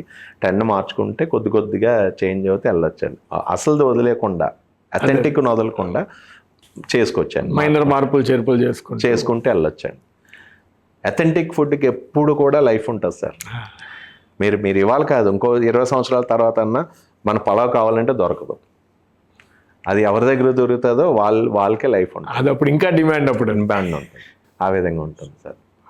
సార్ ఇప్పుడు కేవలం డబ్బులు మాత్రమే సంపాదించచ్చు దీంట్లో అని వచ్చి అని ఈ ఫీల్డ్లోకి దూకే వాళ్ళకి మీరేం చెప్తారు? నేను డబ్బులు సంపాదించిన తప్పని నేను అన్నాను సార్, సంపాదించాలి. కానీ దానికోసంగానే వచ్చి మీరు అన్నట్టు ఇప్పటిదాకా మీరు చెప్పిన సూచనల్లో ఏమీ పాటించకుండా ఆ బెటర్మెంట్ ప్రోడక్ట్ మీద కంట్రోల్ లేకుండా బ్రాంచీలు పెట్టుకుంటూ వెళ్ళిపోతడము, పెద్ద పెద్ద పెట్టుబడులు పెట్టేయడము లాంటివి జరుగుతూ ఉన్నాయి. ఆటోమేటిక్గా ఫెయిల్ అవుతూ ఉన్నారు. మీరు నేనే చాలా చూసానంటే మీరు ఇంకా ఎక్కువ చూసుంటారు.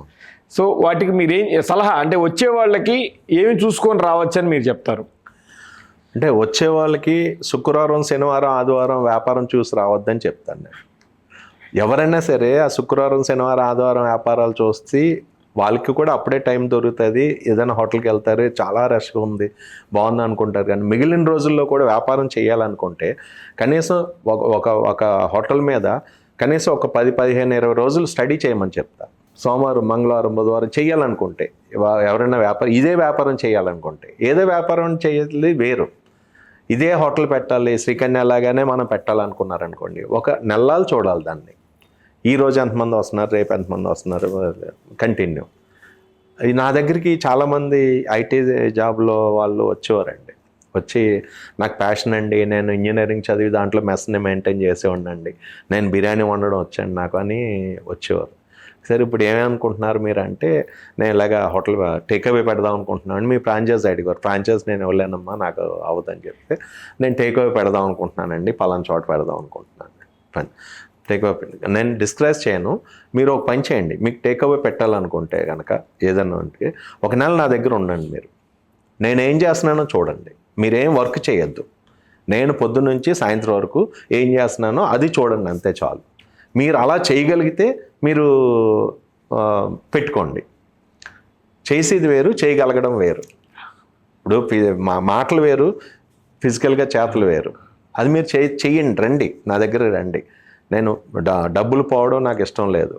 ఎందుకంటే చాలా వరకు నాకు తెలిసి పలానా హోటల్ పెట్టారు, పలానా టేక్అవే పెట్టారు, హోటల్ పెట్టారు అన్నప్పుడు నాకు ముందే మైండ్కి కొంచెం వీళ్ళు డబ్బులు పోతాయి అనవసరంగా పెట్టారు అలాగని చెప్పి మనం మీరు డబ్బులు పోతాయి మీకు అనవసరం పెట్టారని మీరు మీరు బాగుంటున్నారు కదా, మాకెందుకు ఇలా చెప్తున్నారు అనుకుంటారు. కానీ అది తెలియదండి. యాక్చువల్గా ఏదైనా సరే వాళ్ళంటి వాళ్ళకి ఏం చేయాలంటే, నేను ఇప్పుడు టేక్అవే పెట్టినప్పుడు అండి 2000 అమ్మానండి. నేను ఫస్ట్ నా కౌంటర్ కూడా లేదు, టేబుల్ టెంట్ హౌస్ నుంచి టేబుల్ తెచ్చి హాట్ బాక్సులు పెట్టి నేనే వ్యాన్లో వేసుకొచ్చి హాట్ బాక్స్లో ఫిల్ చేసి నుంచునేవాడిని. ఎవరైనా వస్తే ప్యాక్ చేసి ఇచ్చేవాడిని. ఇంకా దానికి క్లీనర్ లేడు, ఓనర్ లేడు, ఒక సర్వీస్ బాయ్ లేడు, ఎవడు లేడు, సింగిల్ నేను. అంటే ఆనందం ఉండేది. ఒక మనిషికి ఒక ప్లేట్ పట్టుకెళ్తే నేను ప్లేట్ ఇచ్చానన్న ఆనందం ఉండేది. అప్పటికి టేక్అవేస్ లేవు. మన ఎస్ఆర్ నగర్లో గుమగుమలు అని చెప్పేసి అంతకు ముందే పెట్టారు వాళ్ళు. అదొకటి ఉండేది ఈ కర్రీ పాయింట్ అనేది. అప్పటికే ఇవి లేవు, టేక్అవేస్ లేవు. ఫస్ట్ ఇంచుమించు మ్యాక్సిమం పెట్టింది నేను 2, 3 సెకండ్తో, ఫస్ట్తో, సెకండ్తో, థర్డ్తో నేను పెట్టింది హైదరాబాద్లో. అదే ఉండేది. అక్కడ హర్ష మెస్ అనే ఉండి ఎస్ఆర్ నగర్లో. మేము పెట్టిన తర్వాత ఆయన పెట్టారు. ఇప్పుడు మా మేఘనా అని మెస్ ఒక టేక్అవే పెట్టారు. ఆయన రోజు పాపం ఇలాగే నేను ఏం చేస్తున్నానో వచ్చి నుంచున్నారు నాగేశ్వరరావు అని చెప్పేసి ఆయన. మధ్యాహ్నం వచ్చి ఇలా సాయంత్రం వచ్చో నైట్ వరకు ఏం చేస్తున్నారు, ఈయన ఎలా ప్యాక్ చేస్తున్నారో ఏమవుతుంది అన్నీ నుంచుని చూసాడు. ఒక 1-2 నెలలు చూశారు ఆయన. తర్వాత ఆయన పెట్టుకున్నారు. ఆయన కొన్ని సజెషన్లు అడిగారు, చెప్పాను, ఆయన పెట్టుకున్నారు తర్వాత. అలాగా ఏం చేస్తున్నాం అనేది మనం చూస్తేనే కానీ తెలియదండి, మనం పడితేనే కానీ తెలియదు. సార్ ఇప్పుడు మనకి వ్యాపారం అనేది ఛాలెంజెస్ వస్తూనే ఉంటాయి సార్. ఎంత సుఖం వస్తుందో, ఎంత సక్సెస్ వస్తుందో, ఛాలెంజెస్ కూడా సర్వసాధారణమైన విషయం. ఇప్పుడు ప్రజెంట్ చూసుకుంటే మన ఎల్పిజి ఇష్యూ ఒకటి వచ్చింది. దాన్ని ఎలా హ్యాండిల్ చేస్తున్నారు మీ అనుభవం రీత్యా? అంటే అది యాక్చువల్గా మనం ప్రాపర్గా ఫస్ట్ నుంచి కూడా ఒక సిస్టమేటిక్గా రెప్యుటేషన్ మీద వెళ్తున్నాం అనుకోండి. వ్యాపారం చేసి ఇప్పుడు మనకు వ్యాపారం చేసాం, ఇవాళ 3000 అమ్మింది. 3000 ఎవరి మనే కావు. ప్రతి వెండర్కి ఇచ్చుకుంటూ వెళ్తే మనకు 300 మిగిలినాయి. 300 మనవి. మనం ఏం చేసినా 300లోనే చేయాలి. ఈ 3000 పట్టుకెళ్ళి వేరే పెట్టేసి లేకపోతే ఇంకోటి పెట్టేసి ఎంజాయ్ చేసేసో వాళ్ళకి డబ్బులు ఇవ్వలేదు అనుకోండి, వాళ్ళు లైఫ్ లాంగ్ మనకి వెండర్స్ ఎవరు ఇవ్వనప్పుడు ఏమవుతుందంటే, ఇప్పుడు ప్రజెంట్ ఎల్పిజి ప్రాబ్లము అందరికీ వస్తుంది, నాకు వచ్చింది, నేను ఫేస్ చేస్తున్నాను. కానీ రెడీగా పుల్లలై పెట్టుకుని ఎప్పుడు చేసుకుందామా అని రెడీగా ఉన్నాం. కానీ భగవంతుడి దయ వల్ల ఎల్పిజి అయినా నాకు ఇచ్చిన అయినా ఎప్పుడు కూడా నన్ను ఆపలేదు, నాకు ఎల్పిజి ఆపలేదు. ఎందుకు ఆపలేదో నేనేమనుకుంటున్నానంటే, నేను ఏ రోజుకి ఆ రోజు ఏ నెలకు ఆ నెలకు ఆయనకి డబ్బులు ఇచ్చేస్తున్నాం, మన బాకీ లేము, అందు గురించి మనకు ఆపట్లేదు, మిగిలిన వాళ్ళు ఆపినా సరే మనకు ఆపట్లేదు అని నేను అనుకుంటున్నాను. నేను యాక్చువల్లీ ఆ రెప్యుటేషన్ పెంచుకుంటే మటుకు మార్కెట్లో మీరు ఏ వ్యాపారం అయినా ప్రాబ్లం వచ్చినా సరే కొన్నాళ్ళకి గంటొచ్చు. ఇప్పుడు కోవిడ్ వచ్చింది, కోవిడ్లో నా స్టాఫ్ ఎవరు నేను ఇంటికి వెళ్ళలేదు, నా రెస్టారెంట్లో నుండి శుభ్రంగా తినేసి ఉన్న దాంట్లో తిని పడుకున్నారు, జీతాలు కూడా ఇచ్చాను. కోవిడ్ అయిన మన్నాడే స్టార్ట్ చేస్తే అసలు ఏంటి పరిస్థితి, ఎవరు రారు ఏంటో అనుకున్నాను నేను యాక్చువల్గా. కోవిడ్ ఓపెన్ చేసిన మన్నాడే నాకు నా సేల్ వచ్చింది. కానీ ఆశ్చర్యం అనిపించింది, ఏంటి ఇంత ఇదిగా ఉందా, బయట లేరా, నా సేల్ ఎలా వచ్చిందని చూసేసరికి అక్కడి నుంచి సేల్స్ పెరిగింది. ఆ పెరగడం ఏమైందంటే, ఈ కోవిడ్ వచ్చే టైంలో ఈ 100% ఉన్న రెస్టారెంట్స్లో 60% ఓపెన్ చేయలేదు, 40% చేశారు. ఆ 40% చేసిన ప్రతి రెస్టారెంట్ వాళ్ళకి బాగుంది. అంటే ఆ 40% కూడా స్టాండర్డ్ రెస్టారెంట్స్, అవే స్టాండర్డ్ సిటీలో, వాటికి బాగున్నాయి. అలాగా మనం చేసే విధానాన్ని బట్టి ఆటోమేటిక్గా మన వాల్యూ ఎక్కడికి పోదు. మనం ఇవాళ చేసేసి మనం డబ్బులు తీసుకుని వెళ్ళిపోదాం, లేకపోతే ఎవరికి అమ్మేసి వెళ్ళిపోదాం అనుకుంటే అది వేరే, వాళ్ళు ఎవరు మార్కెట్లో కనిపించరు. అది ఆ సిస్టమ్ ఉంటే మటుకు ఏ ప్రాబ్లము కొంతకాలం మనల్ని కాపాడుతుంది. సార్, ఇప్పుడు మీరు ఎందుకు స్కేల్ చేయాలని అనుకోవట్లేదు? మీరు ఇప్పుడు పిల్లలు ఉన్నారు, అవును, ఇప్పుడు ఇంకో 2 బ్రాంచీలు పెడితే మీరు అంత కష్టమని నేను అనుకోను. అవును, ఎందుకంటే మీకు టీం కానీ స్టాఫ్ కానీ మొత్తం రెడీ అయ్యారు. మీకు ఆలోచన ఉందా, అలాంటి ఆలోచన, స్కేల్ చేసే ఆలోచన? ఉందండి, స్కేల్ చేసే ఆలోచన ఉంది. కాకపోతే ఈ మధ్యలో ఏమైపోయిందంటే, హోటల్స్ పెట్టి తీసేయడం ఇలా జరుగుతుందండి. మనకు కావాల్సిన ప్లేస్ కోసం నేను ఎతుకుతున్నాను అనమాట అండి. ఆ ప్లేస్ మంచి ప్లేస్ దొరికితే, అంటే హోటల్ పెట్టిన తర్వాత తీయకూడదు సార్. హోటల్ పెడితేనే 100% అయితే, తీసేస్తే 20% అది దాని వాల్యూ. ఇప్పుడు ఏమవుతుందంటే, ఆ స్కేల్ మనం పెంచుకుందామని వెళ్ళిపోయిన తర్వాత అసలు దాని మీద ప్రాబ్లం పడుతుంది. చాలామంది పెడుతున్నారు, తీసేస్తున్నారు, ఒక 6 నెలలు రన్ చేస్తున్నారు, తీసేస్తున్నారు. అది ఏమవుతుందని మార్కెట్లో కొంచెం హోటల్ అనగానే కొద్దిగా తక్కువ ఇదే ఏర్పడిందండి. కోవిడ్ తర్వాత ఏమైందంటే, ఉన్న హోటల్స్ స్టాండర్డ్గా ఉన్నాయి, కానీ అవి స్టాండర్డ్గా మిగులుతున్నాయా అనేది బయట వాళ్ళకి ఎవరికి తెలియదు. మిగిలకుండా ఎందుకు చేస్తున్నారు మీరు అనొచ్చు, అంటే పేరు కోసం. రేపొద్దున పిల్లల లైఫ్ ఉండాలి కదండి, దానికోసం తప్పదు. ఇప్పుడు బయట వాళ్ళు చేసేస్తున్నారు, ఏదో హోటల్ చేసి లేకపోతే ఇంకోటో 4 బ్రాంచులు పెట్టి 5 బ్రాంచ్లు పెట్టి సంపాదించేస్తున్నారు అనేది వేరు. లైఫ్ స్పాన్ ఎక్కువ కావాలంటే మనం కొన్ని సిస్టమ్స్కి అలవాటు పడి ఉండాలి, కొంత ఎథిక్స్ ఉండాలి మెయిన్. సార్, ఇప్పుడు మీ ప్రోడక్ట్స్ ఆల్మోస్ట్ 80% ప్రోడక్ట్స్ అందరికీ నచ్చినవే ఉంటాయి. మీకు నేను మీ మెన్యూ చూశాను, అంటే ఆంధ్ర బెల్ట్ నుంచి వచ్చిన వాళ్ళకి ప్రముఖంగా. మీ రెసిపీస్ అప్పటి నుంచి అలాగే కంటిన్యూ చేసుకుంటూ వస్తున్నట్లున్నారు 25 ఏళ్ల నుంచి. సార్, ఎట్లా సార్ అప్పుడు డే 1లో మీరే ఆ రెసిపీస్ అన్ని మీరే క్యూరేట్ చేశారా? అప్పుడున్న మాస్టర్స్ మీకు సపోర్ట్ చేశారా? ఎట్లా సార్ అది? అంటే రెసిపీస్ అనేవి ఇప్పుడు నేను హోటల్లోనే పుట్టానని చెప్పాను కదా మీకు. మా అమ్మగారు కానీ, యాక్చువల్గా నేను ఫస్ట్ నాకు తెలిసినప్పుడు మా అమ్మగారే మాస్టర్ మా హోటల్కి. వేరే మాస్టర్స్ ఎవరు లేరు, అంటే వేరే టీగా చేసేవాళ్ళు లేకపోతే టిఫిన్ వేసేవాళ్ళు వేరే ఉంటారండి. మెయిన్ ఫుడ్ మటుకు మా అమ్మగారిది. దానివల్ల ఏమవుతుందంటే, మా అమ్మగారికి ఉన్న దీని మీద మనకు కొంచెం చిన్నప్పటి నుంచి చిన్న అవగాహన, దీన్ని ఏం చేయాలి, ఎలా చేయాలి, వాళ్ళు రెసిపీస్ వాళ్ళకి తెలియవు, చేతులతో ఇది. ఆ తర్వాత నేను అన్న మా బావగారు, మా మేనత్ గారు అబ్బాయిలు ఉన్నారు, మా నాన్నగారుల దగ్గర ఉండేవారు. వాళ్ళు వచ్చిన తర్వాత కొంచెం దాన్ని ఇంప్రూవ్మెంట్ చేశారు, హోటల్ని ఇంప్రూవ్మెంట్ చేసి వాళ్ళు ఒక రెసిపీ ఇలా చేయాలి SOP కింద దాన్ని ఎలా చేయాలనేది కొంచెం వాళ్ళ ద్వారా మనకి ఎలా చేస్తే బాగుంటుంది, ఇది ఏ విధంగా చేయాలి, మనం ఎలా చేస్తే బాగుంటుందని ఒక అవగాహన పెంచుకున్నామండి. అవగాహన పెంచుకోవడంలో అది ఎలా చేస్తే ఏం జరుగుతుంది అనేది అది కంటిన్యూ చేస్తాం ఆపకుండా.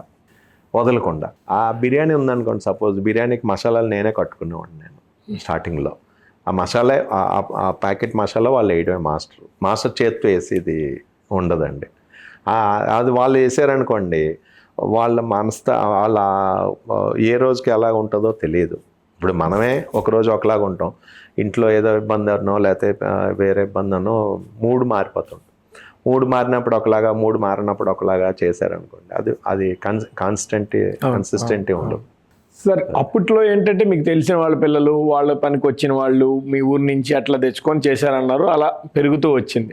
మీకు టేక్ అవే కంటే పెద్ద స్టాఫ్ నాకు తెలిసి మహా ఎక్కువ అవసరం లేదనుకుంటాను, 10-15 మందితో పని జరిగిపోయి ఉండొచ్చు. బట్ ఇప్పుడు మీరు రెస్టారెంట్ ఫార్మాట్లోకి వచ్చారు.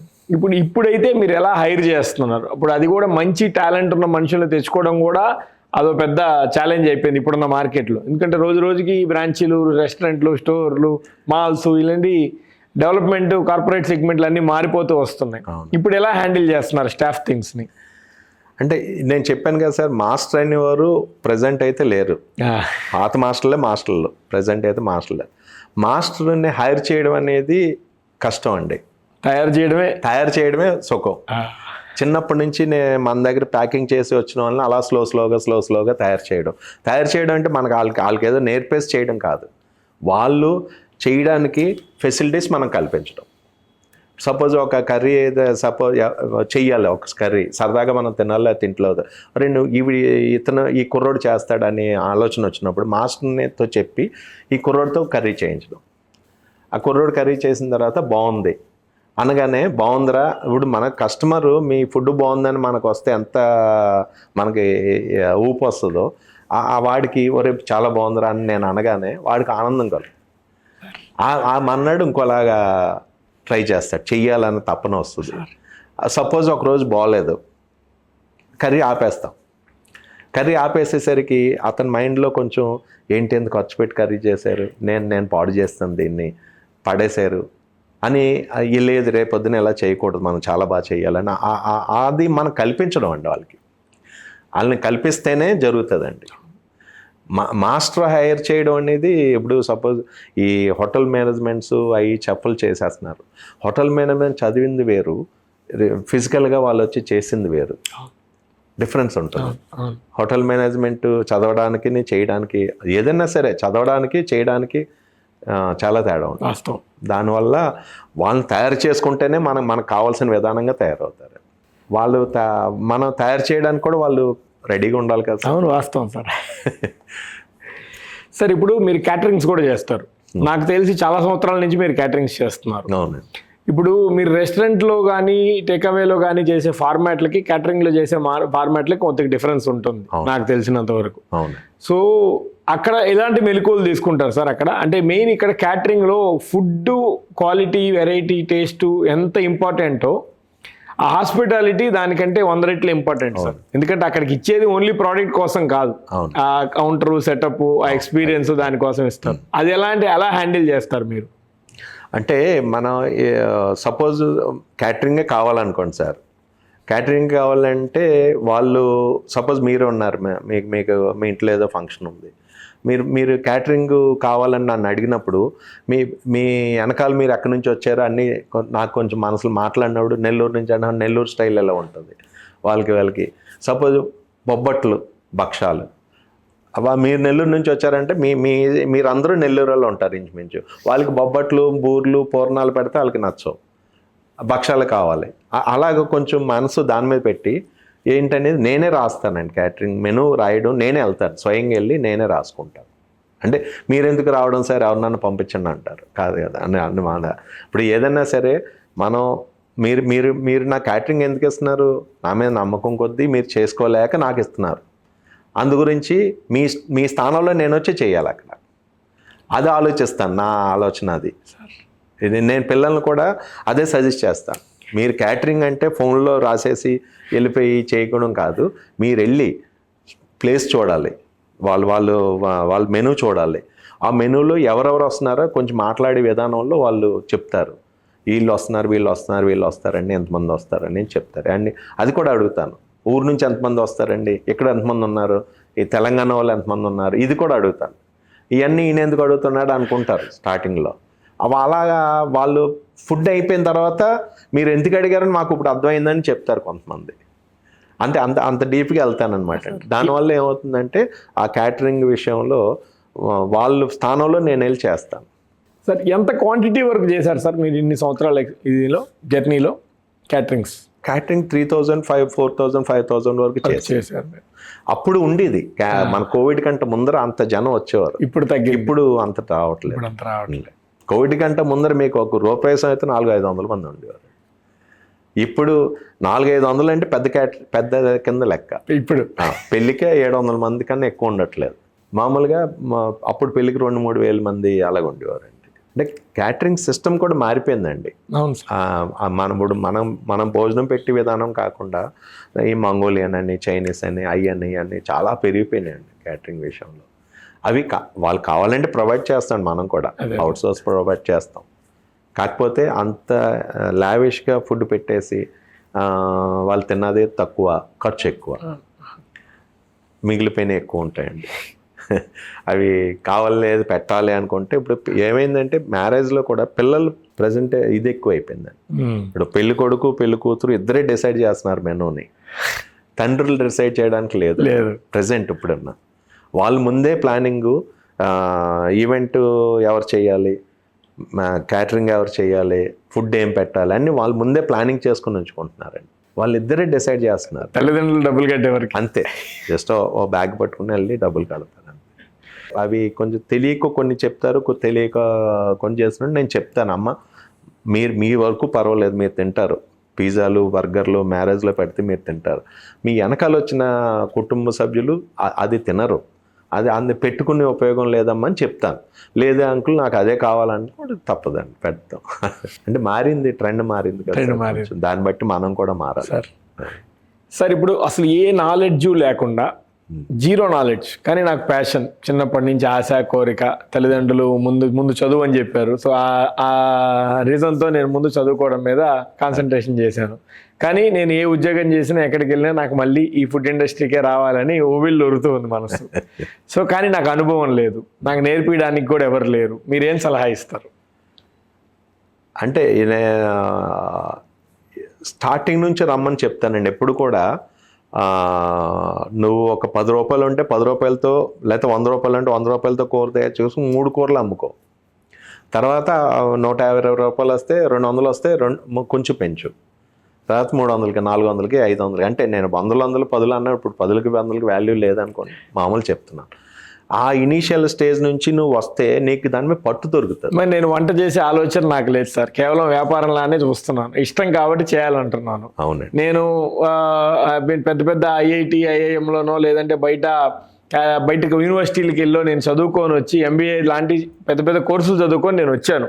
కానీ నేను వ్యాపారం మాత్రమే చేయాలనుకుంటున్నాను. నేను వంటలో కిచెన్లోకి వెళ్ళి వంట చేయలేని పరిస్థితి. మరి దానికి ఏం సలహా ఇస్తారు? అంటే దానికి సలహా, వాళ్ళన్నా సరే ఎంత చదువుకొని చేసినా ఇనీషియల్ నుంచి వస్తేనే స్టేజ్ అండి వాళ్ళకి. ఒకేసారి మీరు ఇంత డబ్బులు ఖర్చు పెడితే మటుకు మీ చేతులు ఏముండదు. మీరు ఏదైనా స్తంభాన్ని పట్టుకుంటే 2 చేతులు కలిస్తే స్తంభం మీ కుప్పిట్లో ఉంటుంది. పెద్ద స్తంభాన్ని పట్టుకున్నా అంటే అవ్వదు, 2 చేతులు కలవనప్పుడు ఏమవుతుందంటే, ఇవి ఏంటంటే సార్, వెండర్స్ కూడా కొన్ని, ఒక హోటల్ చేయాలంటే కొన్ని 50 మంది 60 మంది వెండర్స్ ఉంటారు. ఇంతమంది వెండర్స్ని మనం ట్యాకిల్ చేయాలంటే చాలా కష్టం అండి. నువ్వు ఫస్ట్ నుంచి కూడా నువ్వు ఏ స్టేజ్ నుంచి ఉన్నావు ఆ స్టేజ్ నుంచి రాగలిగితే, ఒక సిలిండరు నీ ఖర్చు అయ్యి స్టేజ్ నుంచి నువ్వు రాగలిగితే 10-100 సిలిండర్ల వరకు నువ్వు వెళ్ళగలవు. నువ్వు ఒక సిలిండర్ కాకుండా ఒకసారి 100 సిలిండర్లకి వెళ్ళి నువ్వు పట్టుకుంటే దేన్ని పట్టుకుంటావు? దేంట్లో నువ్వు పట్టుకోలేవు, నీకు రాదు. అప్పుడు నీకు అవుట్ ఆఫ్ నీ మైండ్ నుంచి అవుట్కి వెళ్ళిపోతుంది. దాన్ని ఎలాగ నీవు చేయగలవు? నీకు ఉన్నది 24 గంటలే. 24 గంటలు పనిచేసేసి నువ్వు చేయాలన్నా 24 గంటలు వాటిలన్నిటిని కవర్ చేయడానికి నీకు సరిపోదు. నువ్వు ఏదైనా సరే చిన్న స్టేజ్ నుంచి వస్తే మటుకు నీకు ఫస్ట్ పికప్ ఉంటుంది. ఇందాక చెప్పినట్టు నర్సరీ నుంచి వస్తేనే 10th క్లాస్ నీకు అర్థం అవుతుంది. 10th క్లాస్లో తీసుకెళ్ళి కూర్చోబెట్టేసి చదవమంటే చదవలేడు. ఇప్పుడు వీళ్ళకి తెలియని ప్యాషన్ అనేది ఎక్కడి నుంచి వస్తుందండి? మీకేమైనా చిన్నప్పటి నుంచి భగవంతుడు ఏం ప్యాషన్ పెట్టాడు కదా మీలో, ఎక్కడో మీకు క్లిక్ అవుద్ది. ఏ ఇంజనీరింగ్ చదివినప్పుడు, ఎక్కడో బిర్యానీ చేసినప్పుడు, లేకపోతే బిర్యానీ తిన్నప్పుడు, ఈ బిర్యానీకి ఒక నలుగురు కుర్రోళ్ళు కలిసి బిర్యానీ తిన్నప్పుడు ఇందులో ఉప్పు లేదంటాడు వీడు. అదే ఉప్పు లేదు కనుక టేస్ట్ నీకు తెలిసింది, మాకు ఎవరికి తెలియదు, అంటే నువ్వు హోటల్ పెట్టేయచ్చురా అంటారు వాళ్ళు నలుగురు. వీడేమనుకుంటాడు, అయ్యి బాబు నాకు చాలా తెలిసిపోయిందని వీడనుకుంటాడు. అది కామన్ థింక్. అది అప్పుడే ప్యాషన్ వస్తుంది వాళ్ళకి, నేను ఇది చెయ్యాలని. ఇవన్నీ ఎలాగా ఉన్నాయి, ఏ విధంగా మనం కవర్ చేయవుతామన్న విషయం వాళ్ళకి తెలియదు. ఏదన్నా సరే ప్యాషన్గా చేయాలనుకున్నప్పుడు మన ఎంబీఏ చదువుకుని వచ్చాడు, ఐఎస్బీలో చదువుకుని వచ్చాడు, వాళ్ళకి తగ్గ వ్యాపారాలు వాళ్ళకి దొరుకుతాయి, ఉద్యోగాలు దొరుకుతాయి. ఇదే చేయాలన్నారు అనుకోండి, మన స్థాయిని తగ్గించుకుని ఎక్కడన్నా ఇలా స్టాండర్డ్గా ఉన్న హోటల్స్లో మీ దగ్గర నేను ఎంటర్ప్రెన్యూర్గా జాయిన్ అవుతాను సార్ అని కరెక్ట్గా మంచి మనసుతో వస్తే మటుకు అక్కడ ఏదైనా ఆ సిస్టమ్ అంతా చూసి నేను చేయగలను అని వచ్చినప్పుడే దీంట్లో దిగాలి. అది కూడా ఇనీషియల్ నుంచి స్టార్టింగ్ ఫేస్ నుంచి దిగాలి. తర్వాత ఒకేసారి డబ్బులు పెట్టేసి ఒకేసారి ఇంత డబ్బులు కోట్లు పెట్టేసి డబ్బులు రావు, చేతులు కాలని అంటే రావు. సార్ ఇప్పుడు మీరంటే 25-30 ఏళ్ళ అనుభవం ఉంది, మీరు చిన్నప్పటి నుంచి దీంట్లోనే పుట్టి పెరిగారని చెప్పారు. అవునండి సార్. మరి మీ పిల్లలు ఇప్పుడు వాళ్ళు చదువుకొని మిమ్మల్ని చూస్తూ పెరుగుంటారు, నేను కాదను. కానీ మీకు వచ్చిన మెలకువలు, మీకున్న ఎక్స్పీరియన్స్లు వాళ్ళకైతే డే 1 నుంచి రావు, కొంతమేరకు ఉంటాయి. అంటే నాకున్న అవగాహనకి వాళ్ళకున్న అవగాహనకి కొంత డిఫరెన్స్, నేను కాదన్ను. కానీ కంట్రోల్ రావాలి అంటే మీరు ఎలాంటి సలహాలు, ఎలా మీరు గైడ్ చేస్తారు వాళ్ళని? అంటే కంట్రోల్ రావాలంటే ప్రతి ఈచ్ అండ్ ఎవ్రీ ఐటము మన చేతిలోకి రావాలి సార్. అంటే ఇప్పుడు మా పిల్లలు ఉన్నారు, ఆల్రెడీ ఉన్నదాన్ని వాళ్ళు చేయాలనుకుంటే డే 1 నుంచి కూడా వాళ్ళు ఏం చేయాలంటే ఏదైనా ఒక ఐటెం పట్టుకుని, సపోజ్ సిలిండర్స్ ఉన్నాయి, సిలిండర్సే మీరు ఒక 1 వీక్ మన వ్యాపారానికి సిలిండర్ పట్టుకోండి, ఇంకేం మైండ్లో పెట్టుకోవద్దు. పొద్దున్నే రాగానే కూర్చుని సిలిండర్లు ఎన్ని ఉన్నాయి, సిలిండర్లు ఎన్ని అవుతున్నాయి, సిలిండర్ ఎంత వచ్చినాయి, ఎంత వెళ్ళినాయి, ఎంత రావున్నాయి, దాన్నే పట్టుకోండి. ఒక వారం దాని మీద మనసు పెట్టారనుకోండి, ఆ సిలిండర్లు సోమవారం ఇన్ని అవుతున్నాయి, మంగళవారం ఇన్ని అవుతుంది, బుధవారం ఇన్ని అవుతున్నాయి, శుక్రవారం, శనివారం, ఆదివారం ఇన్ని అవుతున్నాయి మైండ్. అవి అయిపోయిన తర్వాత నెక్స్ట్ మంత్ ఇంకొక ఐటమ్, నాన్ వెజిటేరియన్ ఐటమ్, ఒక ఐటమే, అన్ని ఐటమ్లు పెట్టుకోవద్దు. ఒక ఐటమ్ చికెన్ పట్టుకోండి, వారం అంతా చూడండి, వారం అంతా ఎన్ని అవుతున్నాయి, ఎంత చికెన్ వస్తే ఎంత అవుతుంది, ఎంత ఫ్రెష్ అయితే బాగుంటుంది, ఎంత మిగిలిపోతే ఏది పడేయాలి, మనం ఏది చేయాలి, అది చూడండి.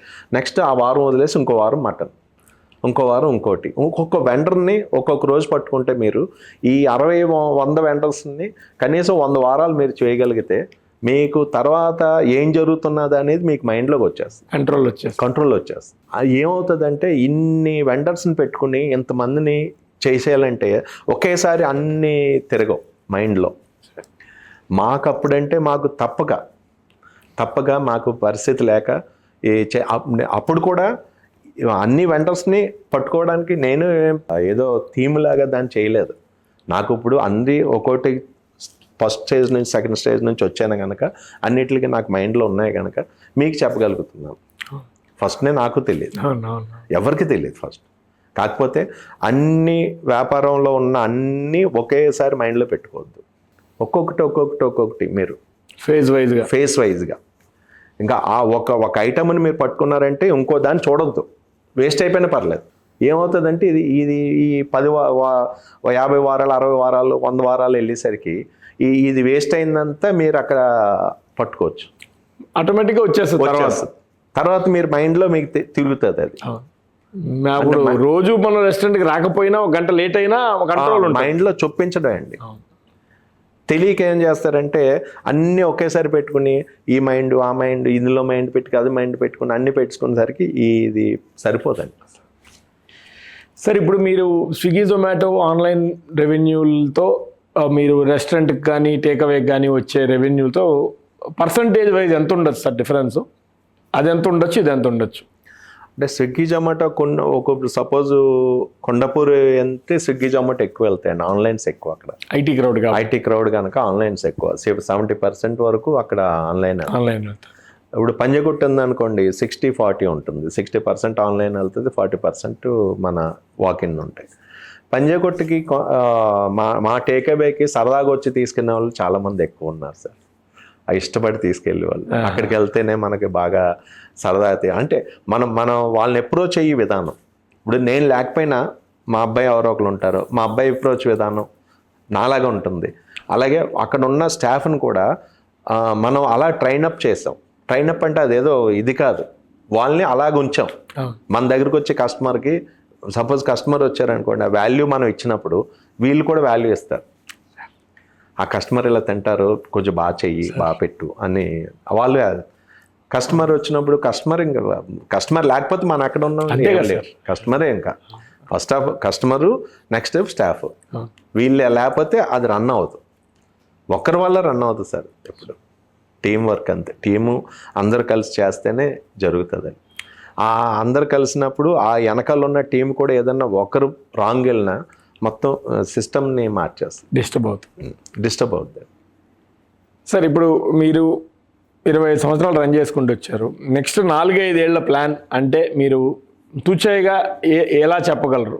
బ్రాంచెస్ అంటున్నారా, స్కేలింగ్ అంటున్నారా, రెవెన్యూ పరంగా అంటారా, మీ ఆలోచన విధానం మేరకు? అంటే ఫస్ట్ ఆఫ్ ఆల్ ఏంటంటే పిల్లలు లైన్లో రావాలి సార్. పిల్లలు లైన్లోకి వస్తేనే కానీ మనం ఏం చేయడానికి. చాలా కష్టపడుతున్నారు సార్, ఇంకా లైన్లోకి రాలేదంటారా? అంటే కష్టపడుతున్నారు పాపం, వాళ్ళ వరకు కష్టం లేదండి. కష్టం వేరు, దాన్ని మైండ్లోకి పెట్టుకోవడం వేరు. ఇప్పుడు ఏదైనా ప్రాబ్లం వస్తే ఓన్గా దాన్ని ట్యాకిల్ చేసే విధానం ఉండాలండి మన ఎప్పుడు కూడా. నేను ఇది మా పిల్లలకని కాదు, బయట వాళ్ళకి కూడా మీరు అడుగుతున్నారు కదా, కొత్తగా పెట్టే వాళ్ళకి ఏం అది కూడా. ఇప్పుడు ఏదైనా కష్టం వస్తే దానికి వాళ్ళు ఆ కష్టాన్ని ఫేస్ చేసి ఆ కష్టాన్ని ఏ విధంగా మనం చేసుకోవాలి. క్రియేషన్ అనేది నా వెర్షన్ ఒకలాగా ఉంటుంది, పిల్లల వెర్షన్ ఒకలాగా ఉంటుంది, మీ వెర్షన్. క్రియేషన్ అనేది అందరికి ఒకేలా ఉండదు. నేను కొంచెం కష్టంగా క్రియేట్ చేసుకుంటాను, కొంచెం పిల్లలు సులువు, మీరు ఇంకా సులువుగా చేసుకోగలరు. స్వతహాగా హ్యాండిల్ చేయాలి. అది ఏదైనా సరే స్వతహాగా చేయాలి. స్వతహాగా చేసినప్పుడు మనం ఎక్కడికన్నా వెళ్ళొచ్చండి. అప్పుడు మా బ్రాంచెస్ వెళ్ళాలని ఉంది, కానీ ఫ్రాంచైజ్లా కాకుండా మామూలుగా ఇదిగా వెళ్ళాలి. అది ఇప్పుడు సపోజ్ పిల్లలే మా యూఎస్లో కూడా రిజిస్టర్ అయ్యి ఉంది మంది, శ్రీకన్య యూఎస్ రిజిస్ట్రేషన్ మందే. మనం వెళ్ళి అక్కడ చేయాలని ఉంది, కానీ ఎంతవరకు దాన్ని చేయగలం ఇప్పుడున్న పరిస్థితిలో? ఈ ట్రంప్ ఈ విధంగా ఆ విధంగా నాకు తెలిసి ఒక 10 yearsలో రిటర్న్ అయిపోతారు అందరూ అన్న దృష్టిలో ఉన్నాను నేను. ఆశ మందే పెరగాలి, మందే ఉంటుందని చిన్న ఆశ. మనమే నెంబర్ 1 అవుతాం ఒక 10 years. మీ ఆశ సక్సెస్ అవ్వాలని నేను కోరుకుంటాను. అదే, ఎందుకంటే అక్కడికి వెళ్తే మనం డబ్బుల కోసం లేదా పేరు కోసం వెళ్ళొచ్చు, కానీ మనసు అంగీకరించదని. ఒక 10 yearsలో ఆ స్టేజ్కి మనం వెళ్తాం అనుకుంటున్నాను. అది మనకు రావచ్చు, ఏదైనా చెప్పలేము, వస్తుంది. మనం కష్టపడితే ఎక్కడ కూడా కష్టానికి మించింది లేదు సార్. ఒకటే. నెక్స్ట్ ఏమో ఎదటి మనిషిని చూసి నువ్వు ఎప్పుడు ఆలోచించవద్దు, నీ వరకు నువ్వు ఏం చేస్తున్నావు, నీ మనసు ఏం చేయగలదో నువ్వు ఆలోచించద్దు. మనకి ఓవర్టేక్ చేసి వెళ్ళిపోతున్నారు అలా అని అనుకోద్దు. అది ఎక్కువ రోజులు వెళ్దాం, నా ఉద్దేశం. అది వాస్తవం సార్, మీరు చెప్పేది 100% కరెక్ట్. మీరు ఇలానే 10 మందికి ఉపాధిని కల్పిస్తూ, మీరు ఇలానే గ్రో అవుతూ, అండ్ మీ పిల్లలకు కూడా ఇలాంటి గైడెన్స్ ఇస్తూ ముందుకెళ్ళాలని నేను భగవంతుడిని ప్రార్థిస్తున్నాను సార్. ఓవరాల్గా థ్యాంక్ యూ వెరీ మచ్. మీరు అడగంగానే మీరు అంటే 1-to-1 చేయడం కూడా ఇదే సార్ ఫస్ట్ ఎపిసోడ్ మాది. అదే సార్, అంటే మేము అన్ని జాయింట్లోనే చేసాము, క్యూరేషన్ లాగా డిస్కషన్ ఫార్మాట్లో చేద్దామని. ఇదే ఫస్ట్ ఎపిసోడ్ కూడా మేము చేయడం. Thanks a lot. Thank you sir. Thank you sir. Thank you very much.